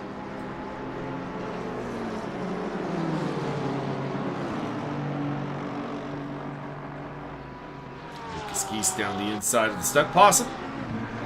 And takes 26th place away from Pat Fortune. I think we should Bear raise versus the Volt. we should raise the number of pit stops to an unreasonable level so that you can't possibly take them all, and then everybody gets penalties. That'd be rude. But then mathematically, it'd be interesting at the end. Not really, they just all get the same penalty. No, you get incremental penalties per missed pit stop. So if you tried to get all 35 pit stops done, you would have less penalty minutes. No, you would just want to do as many pit stops as possible, because the pit stop penalty is more than a pit stop. It's 2 minutes of memory serves. Or do you just drive as fast as possible, take all the penalties, and see if you still come out on top? You just won't.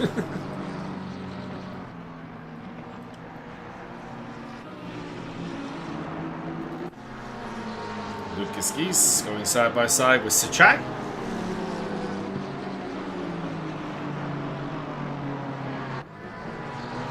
And ends up off the track.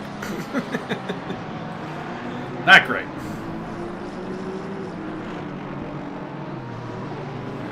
Blue flag, you are disqualified.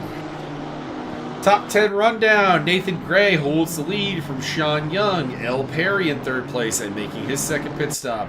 Richard Oakes in fourth. Fifth place for Jeffrey Bacher, who's having a very solid day, actually, after starting in the pit lane. Dennis Hook, sixth place. Maciel Saha, seventh. Jack Biddle, Mickey Taylor, and Bearded X Badass, your top 10. Badass still has to pit, though, twice. The rest of these minus Perry only have to pit once. So essentially, I would say Alan Herrera is actually the 10th place car. Well, and soon to factually be the 10th place car. Oh, nice save! Nice save! Cha-cha. Casey Jones also threaded that nicely right behind him.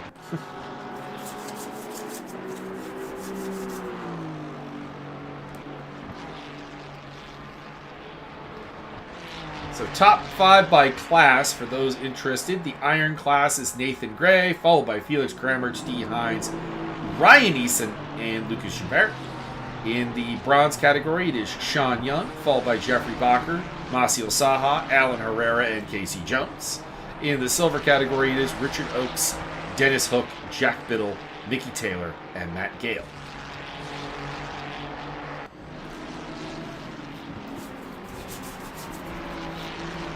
Well, I'm going to make a pit stop myself. I'm all out of water.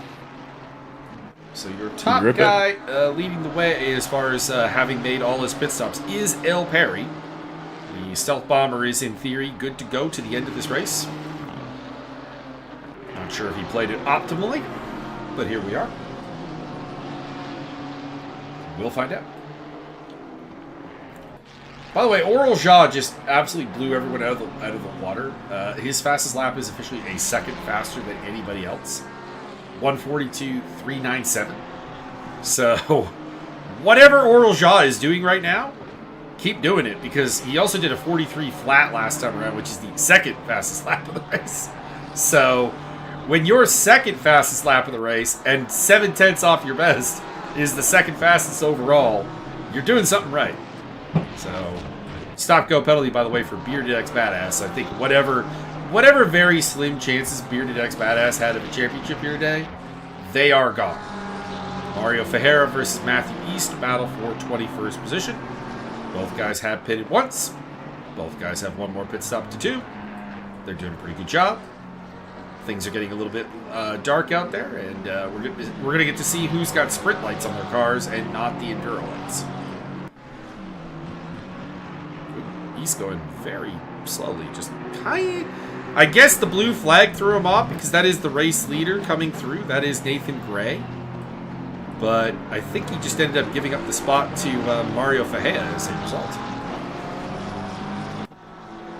Saha and Bacher going side by side.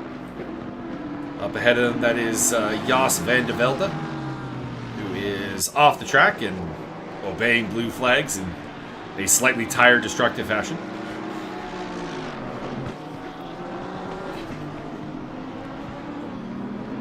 So I do think that the guys who have already made both their pit stops have made a mistake just because of the timing. It's getting darker, which means that it's probably going to get a little bit cooler. I would have probably saved my pit stop for later to acclimatize to any possible temperature changes. But we'll see. So looking at L. Perry specifically on that, Thomas Morris as well. I'm not really sure what is up with the Van de Veldes as far as them serving both their pit stops very early, so I'm not going to pass too much judgment. Kerry Pattenden, I believe, made his pit stop mostly because of damage. So I'm also not going to particularly cast aspersions on that one either.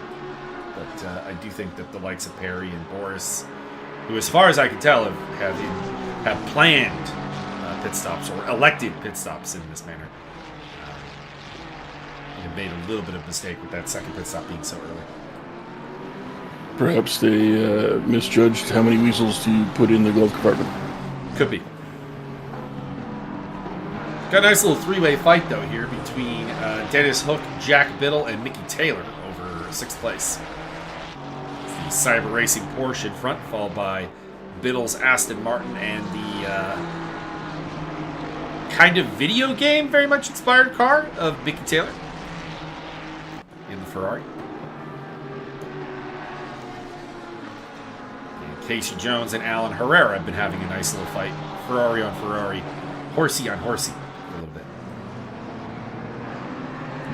It's a Chai on the tail of Matthew East.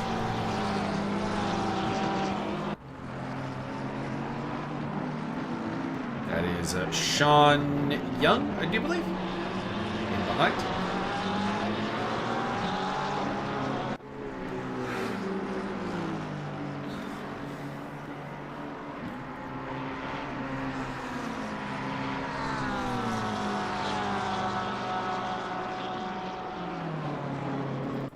Byron Oraljaw might be pulling a Mike Stockman here.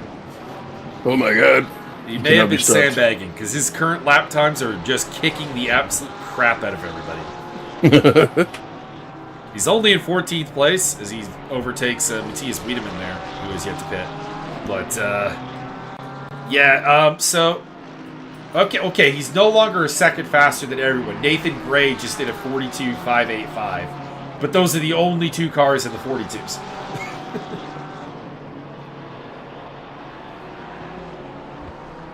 I believe he shall perhaps go even faster. And then turn his car sideways and demolish the entire field. He's finding his way into the gravel trap. No shame. That gravel trap has claimed just about every car in this race at this point. Casey Jones putting the pressure on Alan Herrera.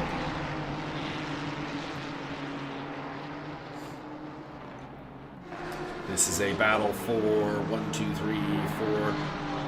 5th place actually 4th place in the bronze category.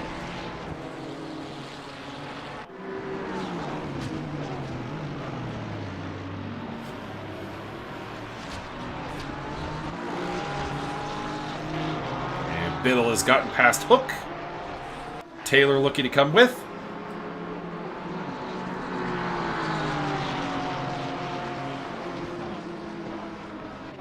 All right, Byron, it's time to do your favorite liveries section of the broadcast. Oh my god. Well, way back past Biddle there.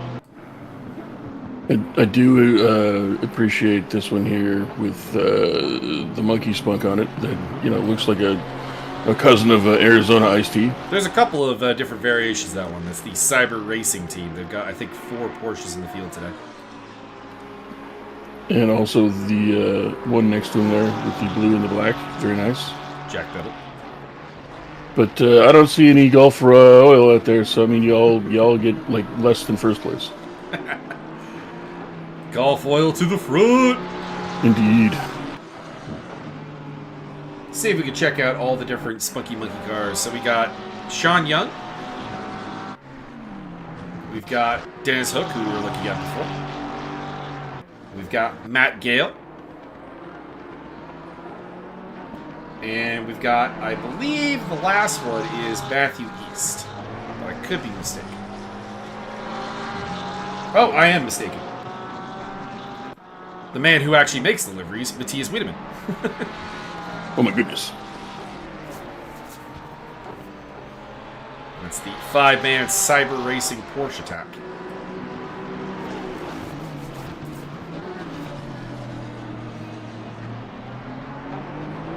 As Mickey Taylor continues his 3-way fight with Hook and Biddle.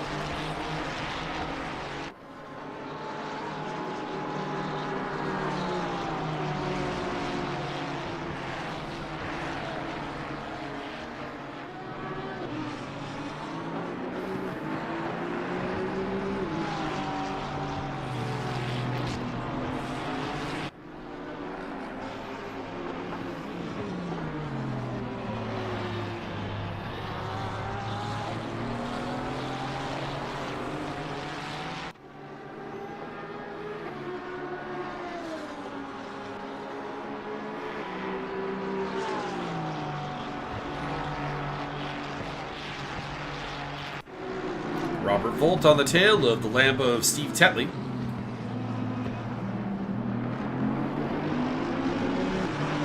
Fight for 18th place. Steve is just bubbling over with excitement. Up ahead of them is one of the Mercedes. I think that is, yeah, I'm right. That is Ryan Eason, the newcomer, who's having a pretty damn solid day.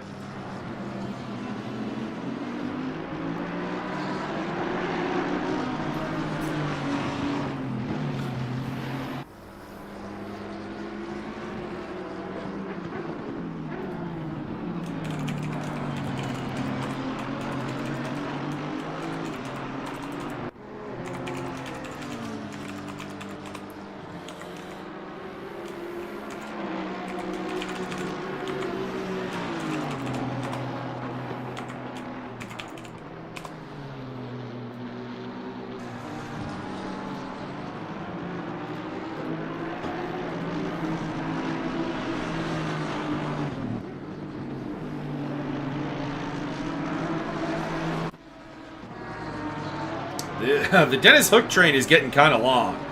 So last time we checked in, it was basically Biddle and Taylor. Herrera and Jones are now up with them. So we now have a 5-way fight for 6th place. And they all go in the wall. They could. Pat Fortune and Max Cruz are in for what is presumably their last pit stops.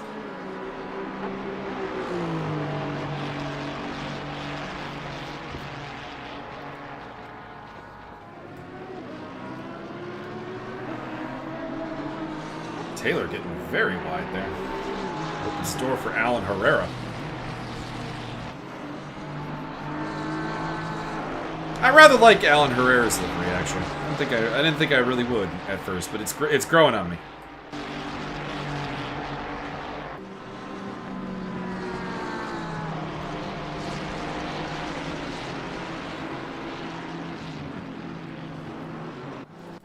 Although my personal favorite will remain the Stealth Bomber.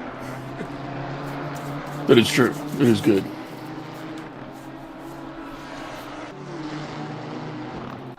Honorable mention to the Rust Bucket. For being visually horrifying. The amount of effort to make that car look ugly.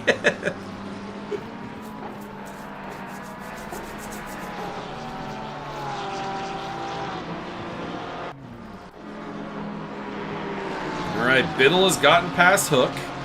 Hook's not giving up. He's on the inside. He overshoots the turn. But he hangs on. You can do it. And now it's the inside line for Biddle. Hook keeps it. Hook is building that wall. He refuses to let you through. He is doing the full-on Gandalf the Grey at this point. Fool of a Took. And Biddle, Taylor, Herrera, and Jones can just look. Oh, that looked a little spicy in the background there as Herrera thought about a move.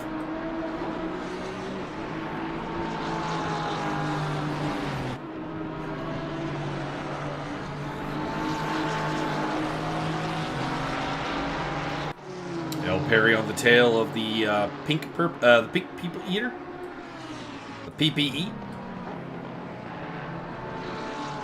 Ron Morley.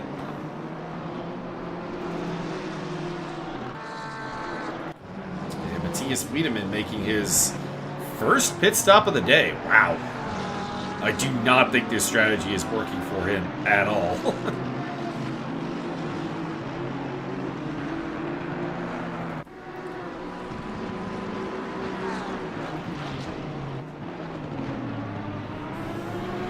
All right, Biddle losing out to Mickey Taylor.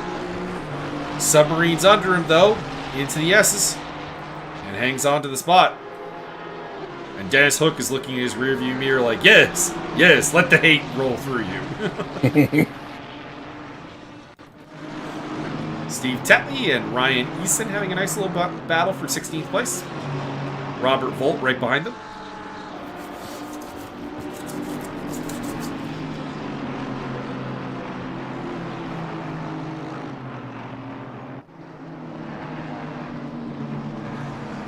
And Richard Oakes is making his final pit stop of the day in the rust bucket.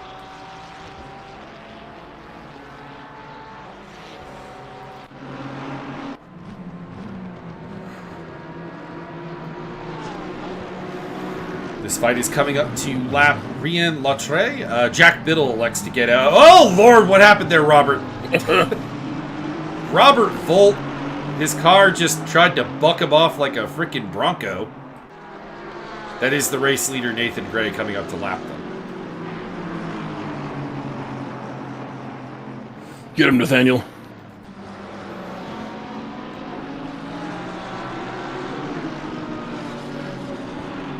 Gray currently about 17 seconds ahead of Sean Young.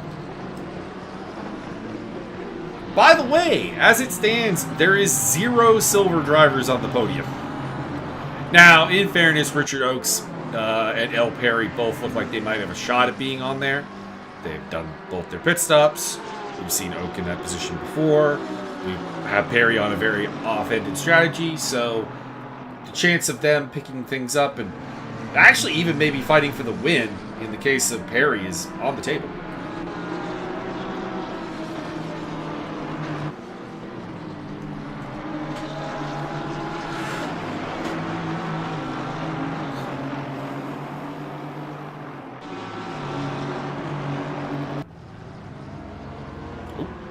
You know, for all the Dennis Hook slowness and building that wall, they've caught up to Jeffrey Bacher. And now it's the Bacher train.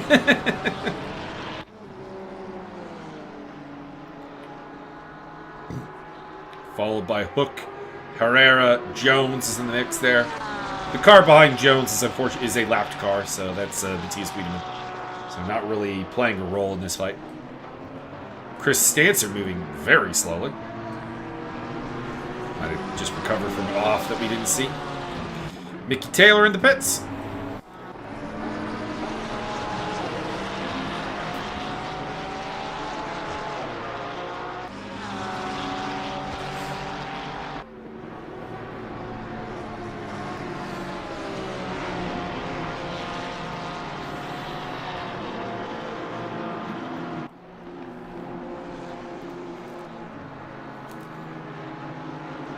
Might see some flashing headlights here at Stancer.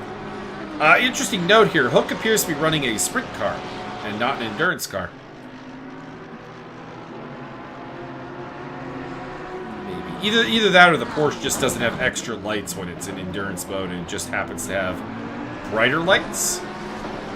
But if you notice on the other cars in the shot here, if we get a front shot, you'll see how there's like lights on the lower end of the Lamborghinis, for example.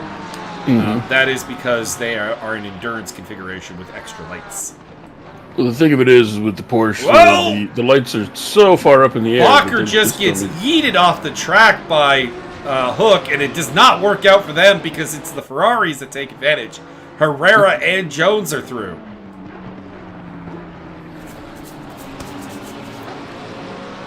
So blows between two arch nemesis, battlers for a long time in the bronze category, Dennis Hook and Jeffrey Bacher. Hook has been promoted to silver, and it seems like he maybe thinks that maybe maybe now that they're not in the same category, Bakker shouldn't be fighting him so hard. But Bakker is fighting him tooth and nail. He will get it in the end, but at the end of the day, he's down 2 spots. Well, 1 spot from where he was. Richard Oakes with an off. That's not good. And Robert Volt continues his wham-bang fight with the Lambo of Steve Tetley.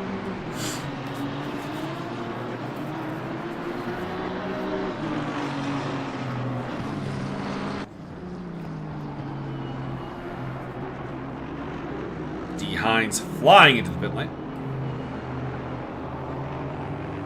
That would be 5,000 credits. As is Steve Tetley.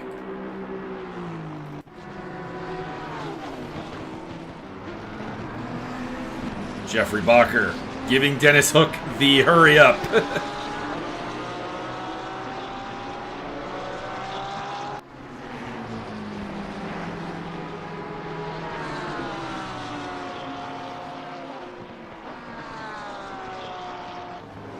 Remember doing a night race with the ESR guys. It was just a one-off.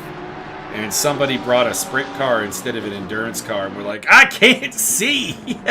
We're like, well, that's your fault. Because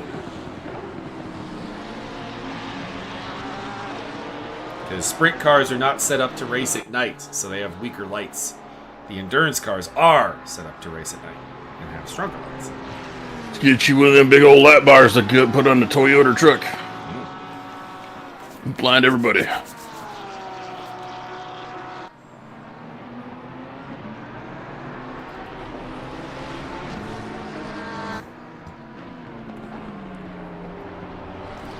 Simultaneously, I want to recommend that everyone in this train actually take their pit stops down. But also, I don't want to because I want the fight to continue. I want the train to continue.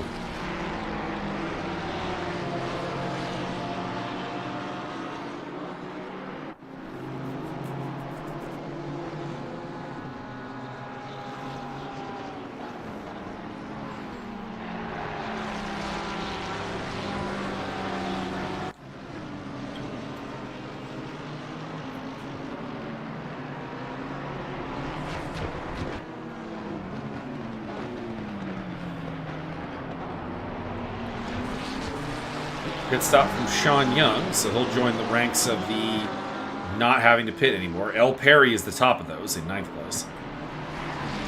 Richard Oakes, Jack Biddle, Mickey Taylor, Ryan Eason, D. Hines, and Steve Tetley have all also made all of their pit stops.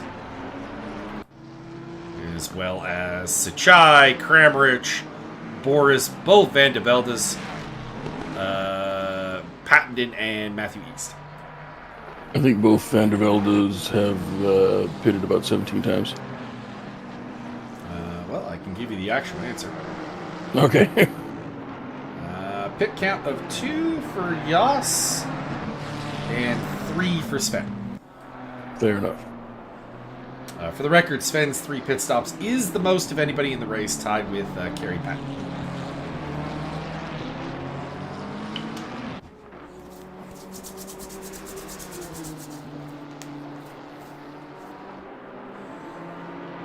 They just did their pit stops very, very early in the race, so it seems like they did more. Oral Jha making the overtake of Ron Morley for 9th place. Jha could be a danger man. His car really, for a while there, was untouchable. Hasn't been the last couple of laps as he's navigated traffic. We'll see.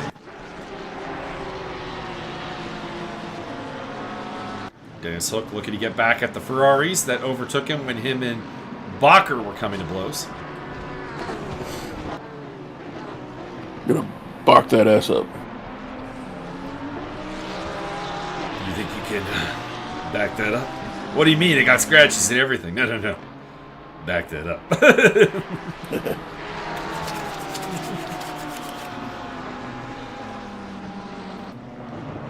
D. Hines versus Conrad Kuhn. Not really an important battle. Kuhn still has to pit. Hines does not. So not really a proper battle for position. if I was Hines, I'd probably just let Kuhn through.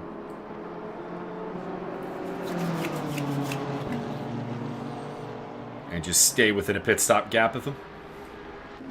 And if you can't do that, you're not beating him anyways, would be my logic on the matter.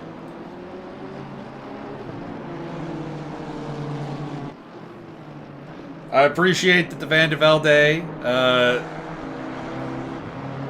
chat is still cheering on their drivers, even though they're kind of not really going anywhere today. But I appreciate the effort. Appreciate the team spirit. Dennis Hook around the outside of Casey Jones. Oh boy. Getting the job done for third place for the moment. Keep in mind, again, there are still pit stops to be had by these cars. Third place in actuality is... Let me just try and do some quick maths here.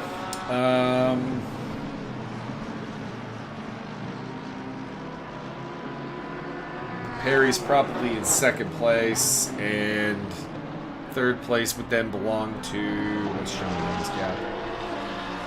Yeah, probably Sean Young.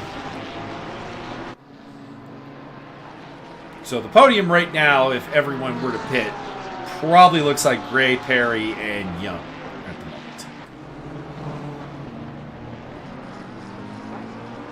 Which I feel like very much sounds like a band from the 80s. Not too far off.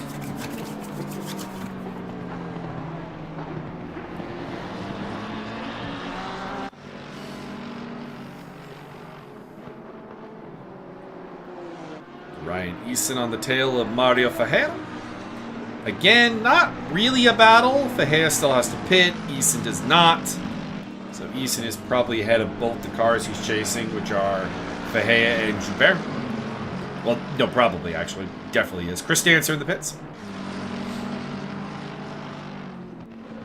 Is this about Alan Jobin? Joubert, not Joubert.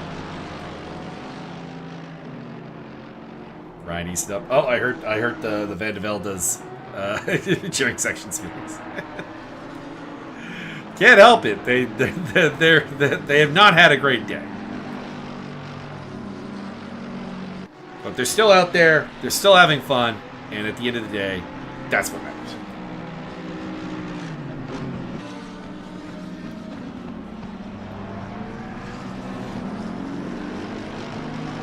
We have Latouré in the pits.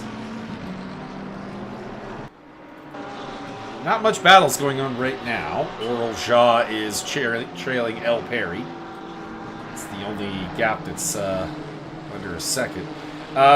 Now, should be mentioned, Dennis Hook is floating all around my timing screen here, which suggests that there may be some kind of a problem with his internet connection.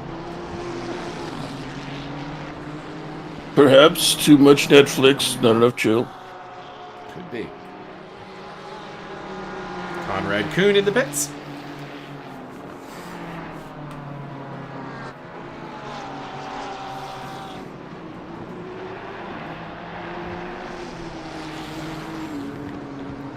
I'll give you guys a championship update once we get all the pit stops out of the way, and we can talk about who's making ground, who's losing ground.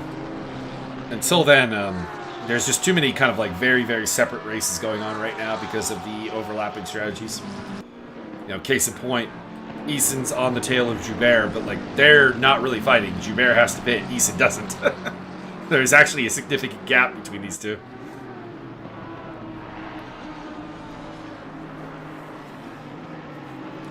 Sachai's in the pits again, and he doesn't have to be. I wonder what's up with that one. No signs of outward damage. So I'm not really sure why the 989 car is in for a third pit stop.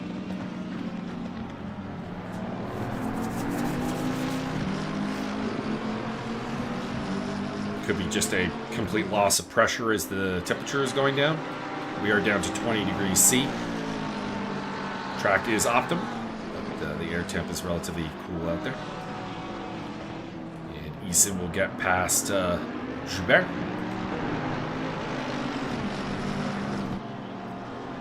What kind of bear? Joubert. Bear au jus. Didn't know that we were watching Paul Craig race, did you? Paul Craig. When's Paul Craig fighting next? Soon? He pulled out of that, or either him or Bellato pulled out of their fight like last week. So probably not for a bit. Unless he's going to take a short notice booking. Drive-through penalty for Bearded X Badass. Sometimes Bearded X Badass, you're just too much of a badass, and you at some point have to obey the rules.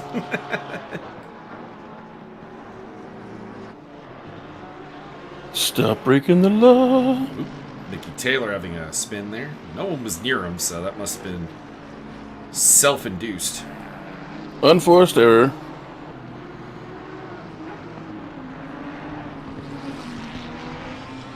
They happen. Lucas Geese is in the pits for his presumably final pit stop. As his race leader, Nathan Gray. Now, the interesting thing is, where is Gray going to come out in relation to El Perry? So, since there are no battles going on right now, we'll follow this pit stop.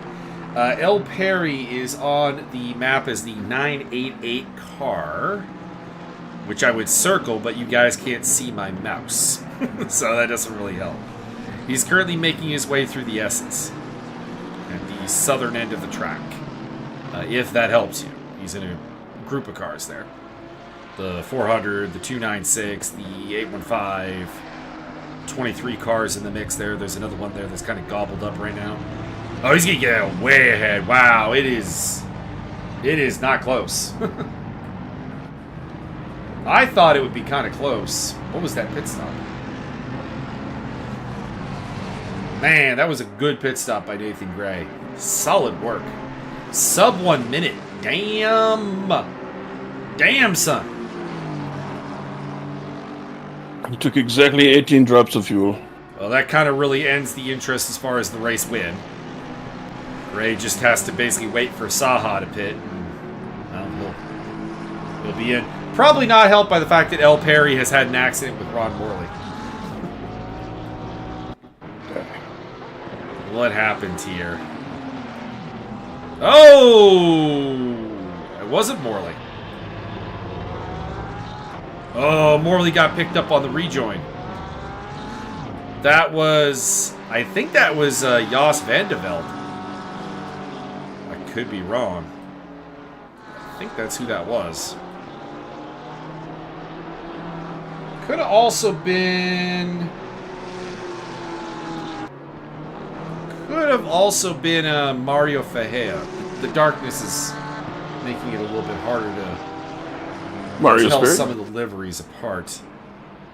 Also, we have off from the Rothman's porch of Felix Kramrich.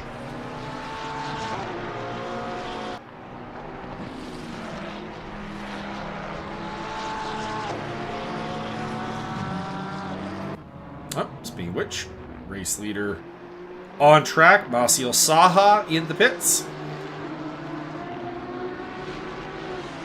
And if we pull up the map, we're looking for the 995 car, which is entering the final turn. And heading for the start-finish line, and will take the lead back.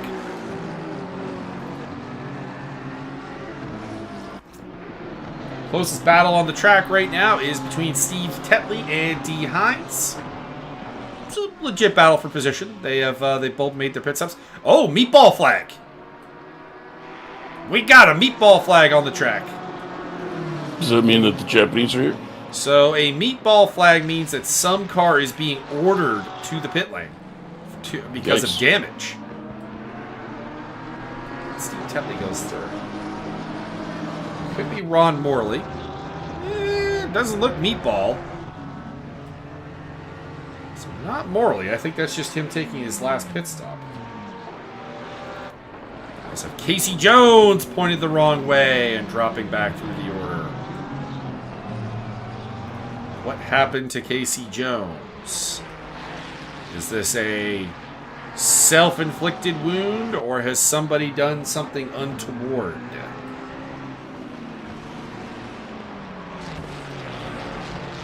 In the background that's out. Oh, no, he just hit the sausage. Way too hard. Not the first person, won't be the last person. No shame.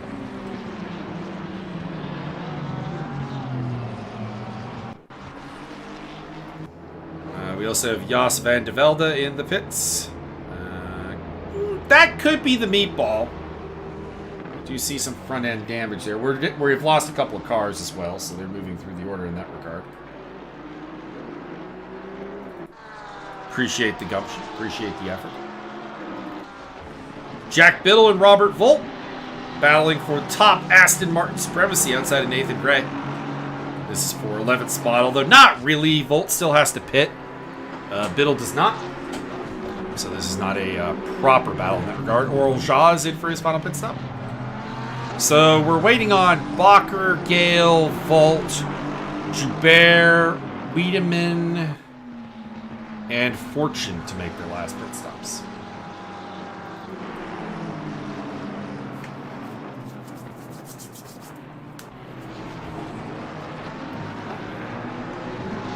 The upstairs people are now vacuuming.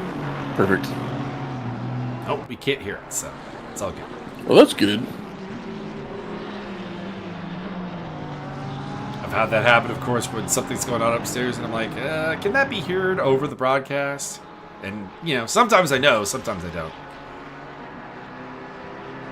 Sometimes I'm recording with Audible when I'm doing my podcast, and I see the audio bar going. I'm like, oh, damn it, upstairs beat is totally being heard right now. Thomas Boris looks like he had a bit of a shortcut going on there. And we got Jack Biddle up on the tail of Oral Shaw. This is for 10th place.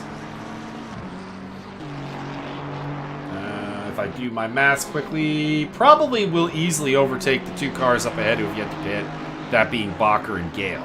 So, effectively, this is probably for 8th place.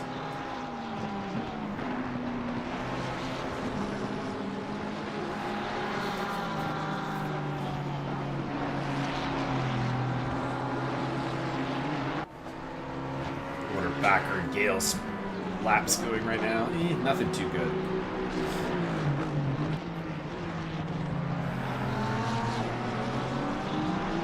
Nothing hideous, mind you, but nothing particularly good.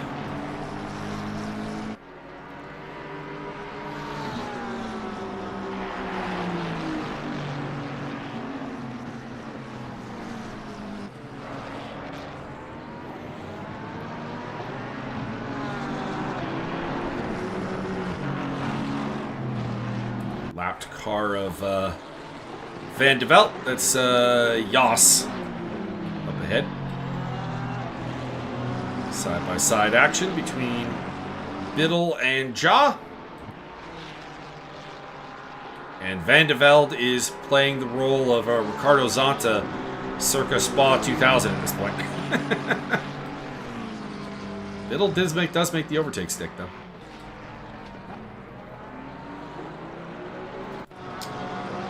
Wiedemann and Joubert are having a good little scrap. They both have a pit stop still to go.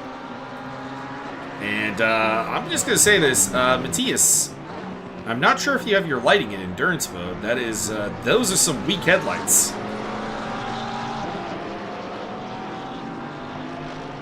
Moves aside to allow fellow Cyber Racing Porsche, Sean Young.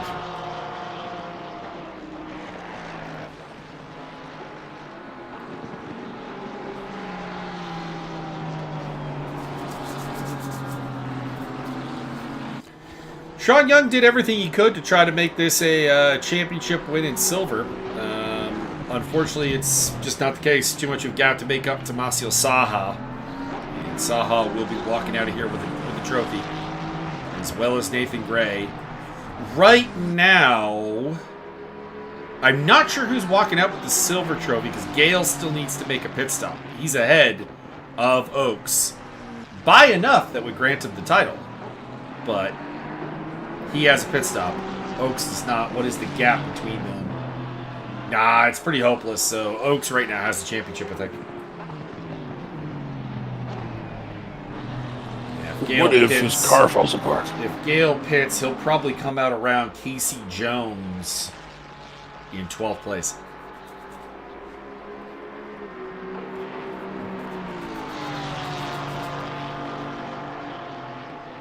Jaw putting a lap there on Felix Kramrich in the Rothman's Porsche. Yellow flag out for Dennis Hook.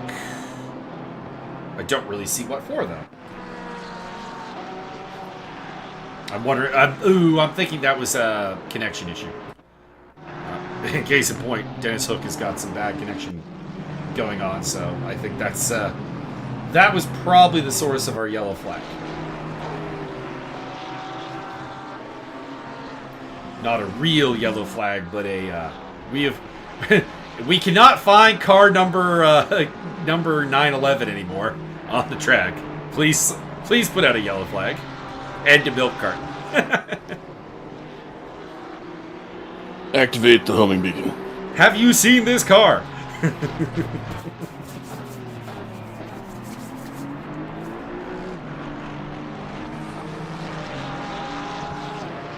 And Joubert is in for his final pit stop. So that leaves 4 cars who still need pit stops. Pat Fortune, Matthias Wiedemann, and the second and third place cars of Bacher and Gale. By the way, fastest lap now belongs to Jack Biddle, 142.275. So Casey Jones explores the sand trap again.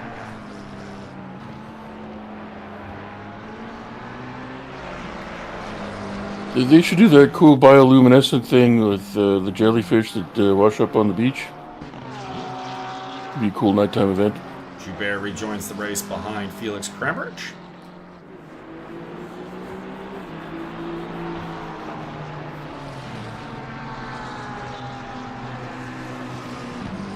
So I'm going to give you an iron rundown because I think the irons have all done their pit stops. So I think they in fairness, have a running order.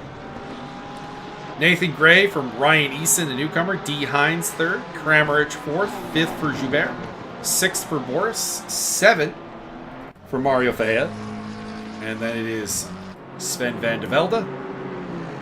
Pat Fortune, who does have to pit still. What is the deal? Probably will still come out ahead of Jos van de Velde.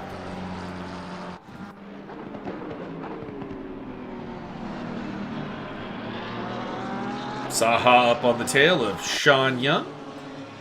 Not only is Saha like, I won the championship in qualifying, I am going to beat you in the race. I need to remind you who the king is. Omar Little. It is definitely probably Omar Little. I am waiting for the day that the simulator generates a fighter named Omar Little.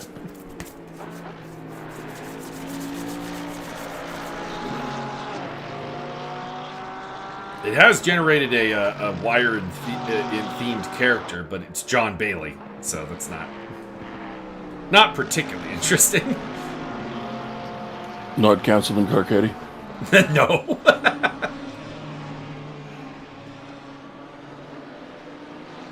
No. It's got to combine his two most famous roles, so we need Jimmy Baelish.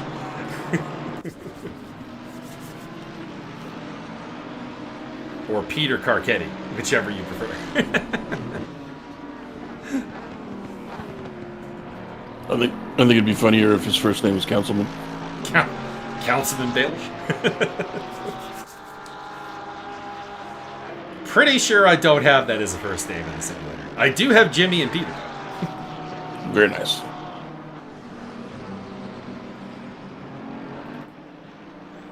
Thomas Boris on the hunt for Lucas Joubert. It's a pretty important spot, even though Joubert has been only recently in the field. And, of course, Boris's attendance this season has been, shall we say, inconsistent. We'll use a polite phrase. He's a delinquent.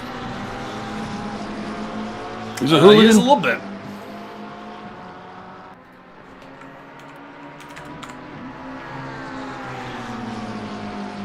Plugging in the standings here for Iron. So Byron, if something starts happening, scream. It's dark. It's dark. You're lonely. You need an adult. Bad touching.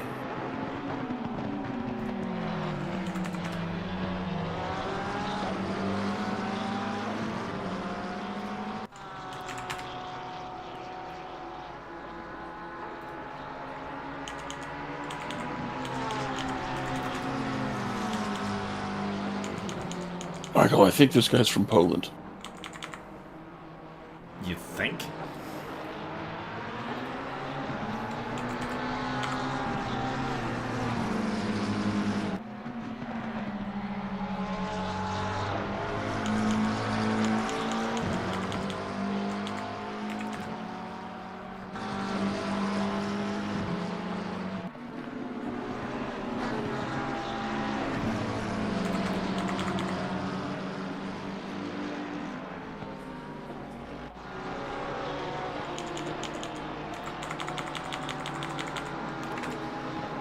Okay, so since the iron results are a little bit, I don't want to say set in stone, because they're not. Case in point, Thomas Boris is about to take a spot here away from Joubert.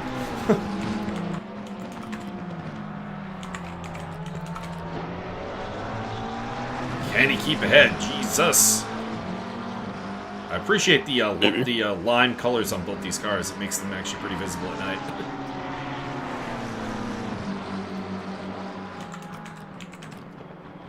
Okay, so championship standings in the iron category would be champion Nathan Gray on 107 points, 79 for Cranbridge, 72 for D. Hines, 55 for Andreas Hansen, 52 for Max Cruz, who appears to have retired from the race today, 50 for Pat Fortune, 35 for Thomas Boris, 34 each for Clinton Strobel and Mario Fajera. Fajera would have the tiebreaker, so he would move ahead. Then it is 30 for Joubert, 21 for Lautre, who we have also lost from the race, 16 for Jacobs. Sven van de Velde is after that, followed by Bo Zer and Jos van de Velde. Oh, pardon me, Ryan Eason was not getting calculated properly. Eason would be ahead of Werner Jacobs in the standings. What was this you said about Bowser?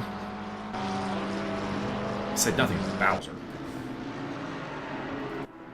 Yellow flag out for Chris Stancer as he rubs up against the wall. Oral Shaw on the tail of Jack Biddle. We're still waiting on Bacher and Wiedemann to pit, so it makes making it hard for me to do the excuse me, the roundup for the bronze championship, but I can do the silver real quick.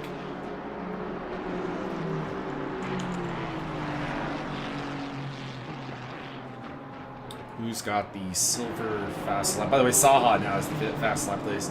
52.017. And for silver, it appears to be Bacher. Not Bacher, Biddle. Biddlebacher. So Richard Oakes currently first. Then it's Perry and Hook.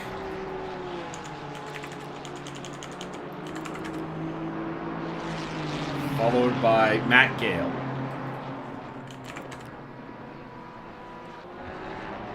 Then it would be Jaw and Biddle.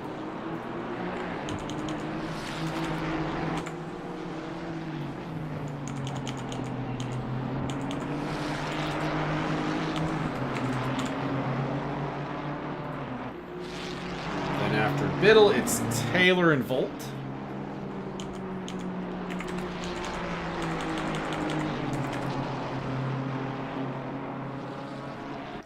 I think Kuhn's the last silver in the field. Bearded X Badass still might be running.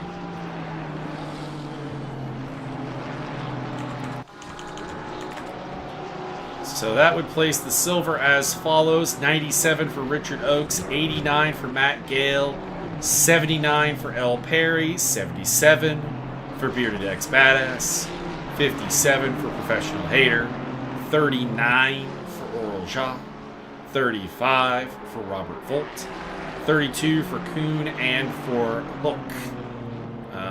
Who would have the tiebreaker? Hook would have the tiebreaker, so he'd be ahead. Then it'd be 26 for Taylor, 24 for Biddle, 14 for Slater, 9 for Tetley, and 6 for Jordan. Actually, now that I think about it, we seem to have lost Steve Tetley from the race. No! Boris is up on the tail of Kramrich. And he is resorting to the flashy headlights tactic.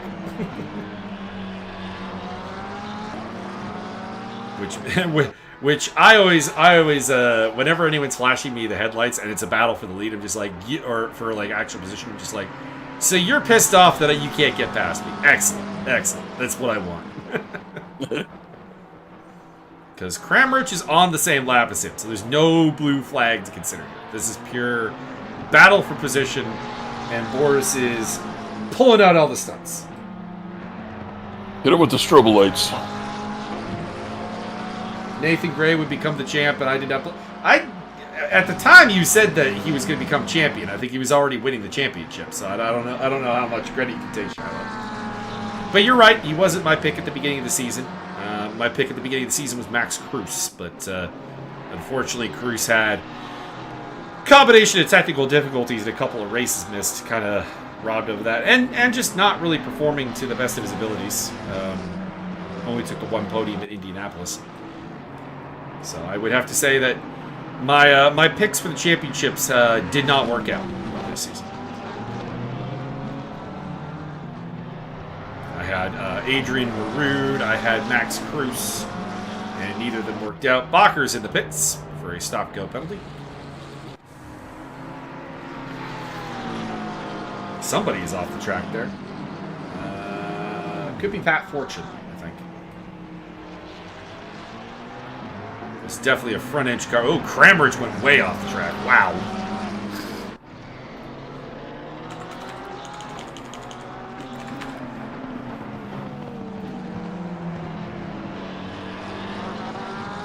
Thomas Forrest says, thank you very much.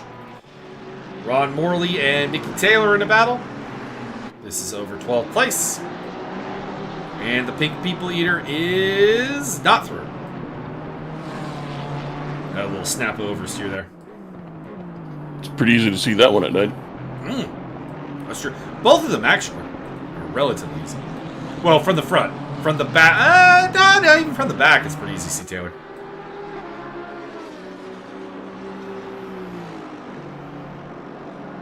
Robert Volt in the background there.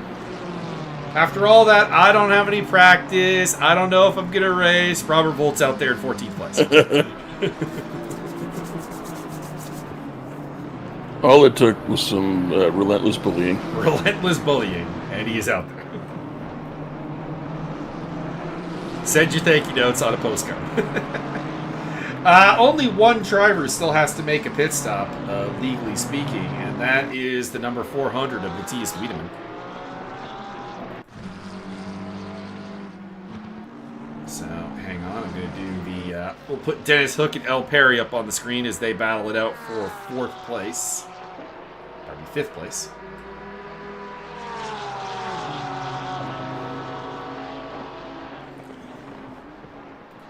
And we'll quickly do the bronze standings.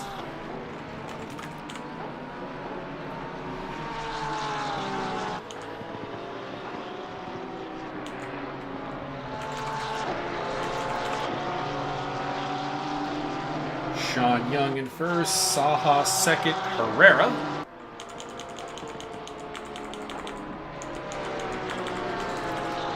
Rounding off the podium. And then it'll be Bacher and Morley.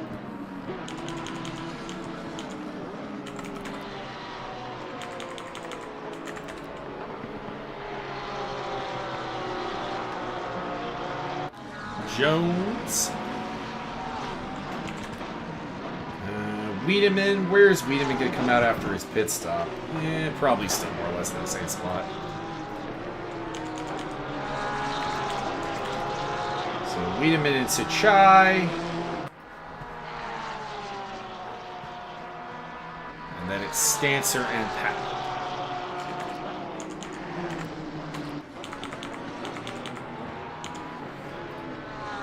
So So championship-wise, Saha will be your champion, followed by Sean Young. Then it's a tie between Mike Golfer and Adam Stewart. Stewart has the tiebreaker by virtue of having won Donington, so he'll be third. Golfer will be fourth. Bacher fifth, sixth for Casey Jones, seventh for Alan Herrera, eighth for Chris Dancer, ninth for Ron Morley, 10th for Kerry Pattenden, 11th for Idris Cahill, 12th for Silas Achai, 13th for Matthias Wiedemann, 14th for my championship pick, Adrian Marood. Adrian, you let me down. And then Garrett Viviers, Lucas Geese, Matthew East, and Shanu Murasanu. As it stands. That one is actually legitimately subject to change, though. L. Perry appears to be stationary. What's up, L? Plummeting down the order. Has he run out of gas? A lap from the end? If so, very embarrassing. Maybe. He does the return to pits. Okay, the leader is on the final lap now. That's very embarrassing. Nathan Gray heads on to the final lap with a commanding lead of 37 seconds over Richard Oakes. Sean Young in third, followed by Maciel Saha, followed by Dennis Hook, followed by Matt Gale, Alan Herrera, Oral Jha, Jack Biddle, and Jeffrey Bacher, your top 10. As far as battles going on, not really one it right now. Morley versus Volt is still sort of on. We also have Stancer and Suchai relatively close together. McLaren battle for supremacy. And then it's just going to be a matter of how far back does L. Perry fall, having seemingly run out of gas.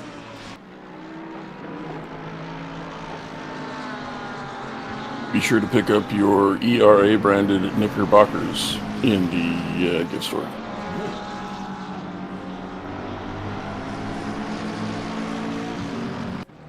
Yellow flag out for Ron Morley as he has appeared to have spun. Maybe stalled the car. Whoa! Ron. Easy.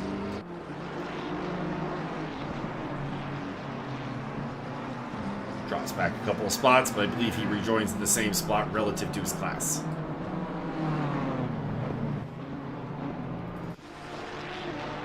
Matt Gale on the tail of Cyber Racing teammate Dennis Hook. Not enough to save his championship, I don't think.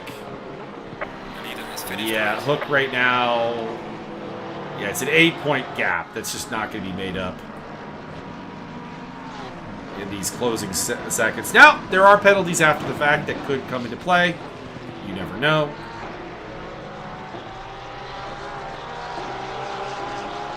I have to adjust. I will be penalizing L. Perry. I will be penalizing everybody individually. That would be interesting. Until I get bored and then just blanket penalize everybody.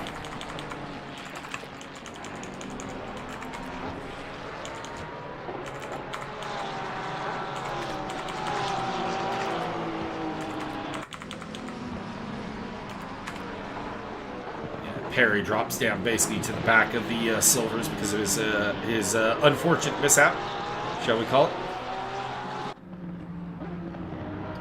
Yeah, what happened The is... Cyber Racing guys do a 3 wide across the line.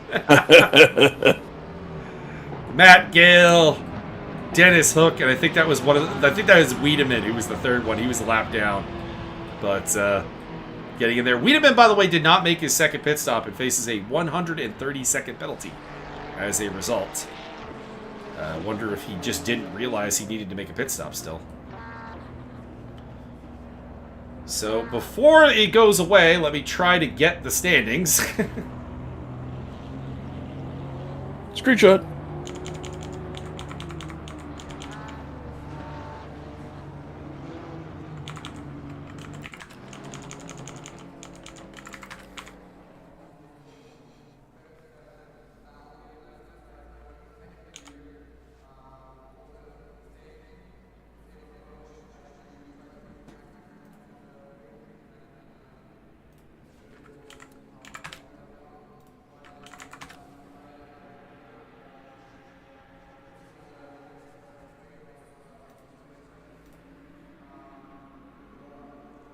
think I have everybody. Okay. So, quick championship run down here before we get to the interviews. These are, again, not the official results. These are just my rough calculations. Richard Oakes wins the championship in silver with 97 points, 93 for Matt Gale. Bearded X Badass, 77, 69 for L. Perry, 57 for Professional Hater, 41 for Oral Jaw, 37 for Robert Bolt, 34 for Conrad Kuhn, 32 for Dennis Hook, 28 for Mickey Taylor, 26 for Jack Biddle, 14 for David Slater, 9 for Steve Tetley, and 6 for Isaac Jordan. In the bronze category,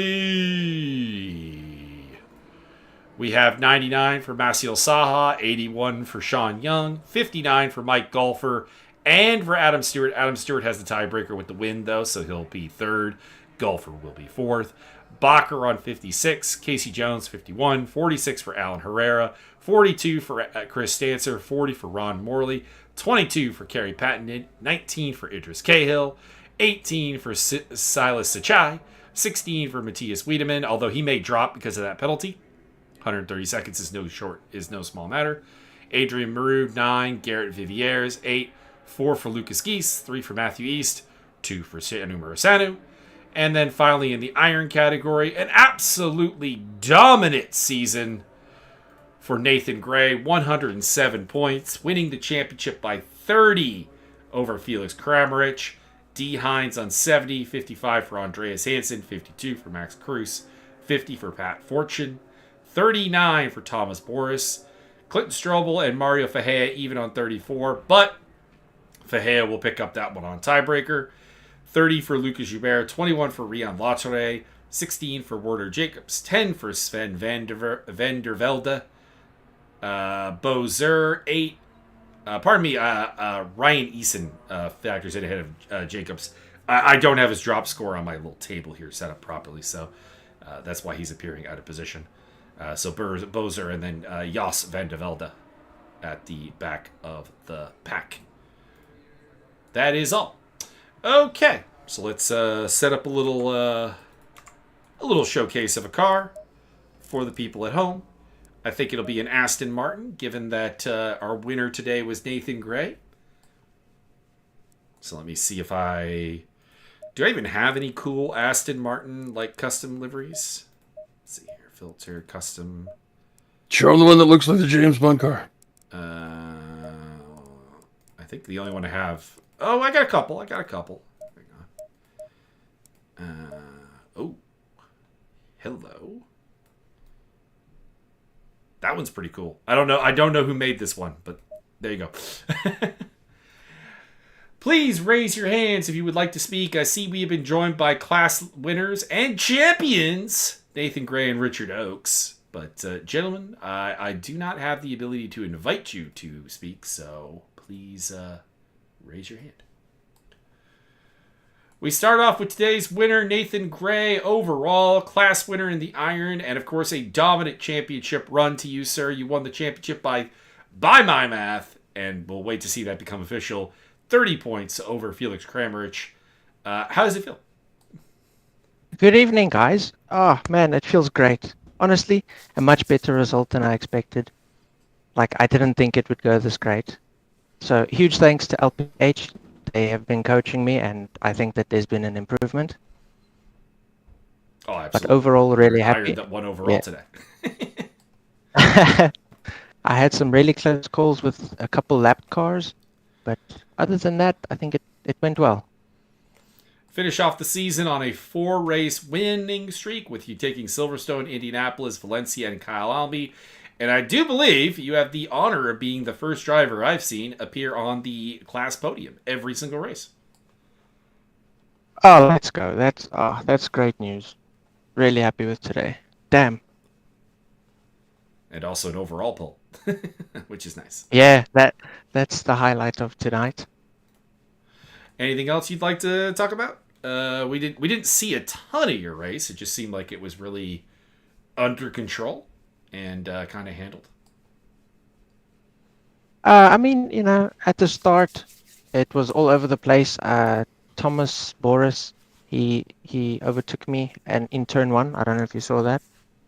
We did. And after that, yeah, then it was a situation of trying to catch up to everybody. And then there was just mistakes that I could capitalize on. And I'm really happy that I could win my I nearly said Grand Prix, my home race. It's fine. It's fine. Everybody wants to win their home Grand Prix. Yeah, absolutely. But I do believe you. Did you get the perfect sweep today?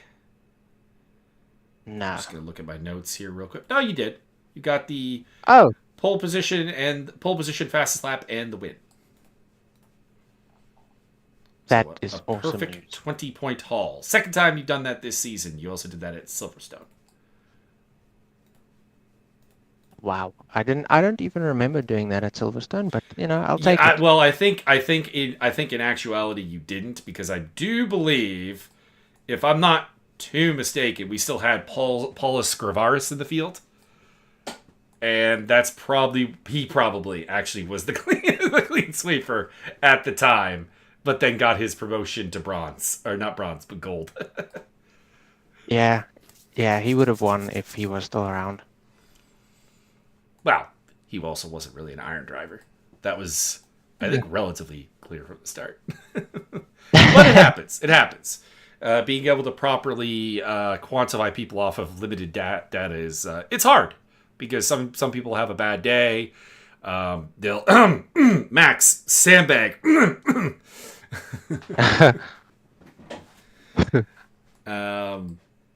There's just I'm an admin in another community where famously there was one driver who we did a multi-community event, and he got placed in server 4, and like all of our admins were like, no, that's not where he belongs. He sandbagged. All right, anything else you would like to add before we invite Richard Oakes, our silver champion, to the stage? No, I'm good, thank you. Good evening, gents. All right, Richard Oakes, driver of the Rust Bucket Porsche, and our champion of silver. How does it feel? Oh, pretty good, thank you. That was a stressful one. You, by my mathematics, have won the championship 97-93 over Matt Gale. Although it should be mentioned, Matt Gale did score more points than you on the season. He just has a larger drop score. Yeah, that's probably down to me managing to absolutely butcher Donington by not fueling the car enough. That's true. Yes, Donington was not a great look for you. But, I think you also saw on the Silverstone race that you couldn't see me despite me being in the server. Yes. And yes. when that bug happens, it appears for everyone. They either see me as invisible or in the pits the entire race. But they can still crash into me. Oh. So I got taken out immediately. Yeah, I got taken out immediately on lap 1 at Silverstone. And had to try and recover. But whenever anyone got near you, you can't even defend because they don't see you. And if they crash into you as well, as far as I can tell, I have no impact on their car. They continue as if no one's there, but they can push me off track and damage me. That's problematic. I've never had that problem myself, but I could definitely... That was my second time having it, so it's seemingly a rare one, but it's annoying they haven't patched it yet, because it's been years. Well, you picked up the win today, got the job done. Matt Gale made you sweat towards the end because, well, L. Perry looked like he ran out of gas, and then obviously... I'm not here to make accusations, but Dennis Hook made it a little bit easy for Matt Gill to take that second place. I'm just saying, teammates not really fighting each other. There were also some discussions in the voice chat about them sending their teammate Perry to come and kill me in the stealth bomber. Well, you got the job done, even if it is a bit of a 1988 championship for Ayrton Senna style victory, but it is done. assuming the math doesn't end up being horribly different at the end. I think it will be those finishing positions purely because I didn't have major contact with anyone to get penalties thrown around. Mm-hmm. So I doubt I'll be knocked back down. And I'm glad to have won it because I think after this I'll probably get promoted to gold after. I would hope. I mean, to be honest, I would, if it was my decision now, obviously it's not, I would probably have an automatic promotion for champions, to be honest. They had that before, I think, and I got promoted once in the past, but it ended up being a bit too early, and I got absolutely destroyed in the other server, and I had an awful season, got knocked back down again. Well, I mean, I'm not saying that I would prevent you from coming back. Oh yeah, but I think this time it'll go better when I get bumped up. But last it was a bit of a nightmare. I would definitely do the bump up and see what happens. Yeah, I'm looking forward to trying that again. The only exception maybe would be like I maybe wouldn't have an automatic promotion for like an Iron champion if the Irons just clearly weren't up to the pace of the Bronzes, sort of thing. Yeah, I'm not actually sure how we do it now. It's been a while since I've checked what system they're on. I think it might be purely pace-based now rather than finishing position in the championship, because you can, in theory, win a championship while being down on pace just through either better luck or better strategy, that kind of thing, or more consistency and not crashing as often. That's true, but I think in order to win a championship, you still need to be somewhere near the front of the... Somewhere near True, yes, absolutely. Yeah, that's very true. Obviously, other things rather than just raw speed play their role. Consistency, timing, luck, obviously, is a big part of it. Yeah, what makes me say the pace one is the fact that you sometimes get people who are deadly fast, but then are also incredibly inconsistent and end up in the wall every other lap. So on pace, they would be fit for a higher server than their results would show. Well, that's why you try to put a you put a consistency portion in the ratings as well. Yes, I think that would make sense, but I'm not sure how we do it. It's been too long since I've checked. Either way, I'm looking forward to it. But yeah, I do think you'll probably be headed up. 3 wins on the season. You and Matt Gale were, I would have to say, definitely the 2 drivers that were a cut above the rest of the silvers, pretty much throughout. Bearded X Badass on his day obviously can stick his nose in there, and El Perry had some moments as well. Professional Hater and Oral Shaw when they can get it together.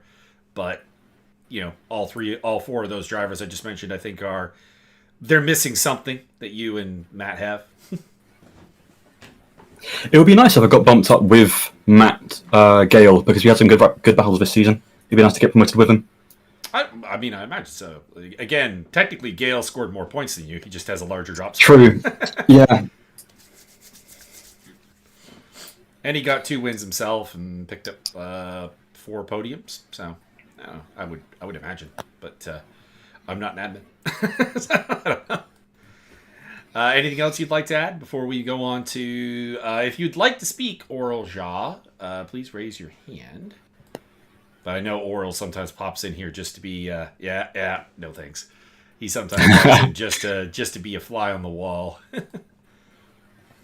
Well, no, that's it from me. Thank you. Cheers for doing the commentary. All right, everybody. So we've reached the end of the season. We have our champions. We have our domination. We have 3 different cars on top, which is nice. We have a Porsche in silver. We have a Mercedes in bronze, and we have a Aston Martin in iron, which is nice. So 3 different ones there. I don't think we've seen an Aston Martin or a Mercedes win a championship during my tenure as commentator. So, admittedly, that's only 4 seasons now, but still, it's up there.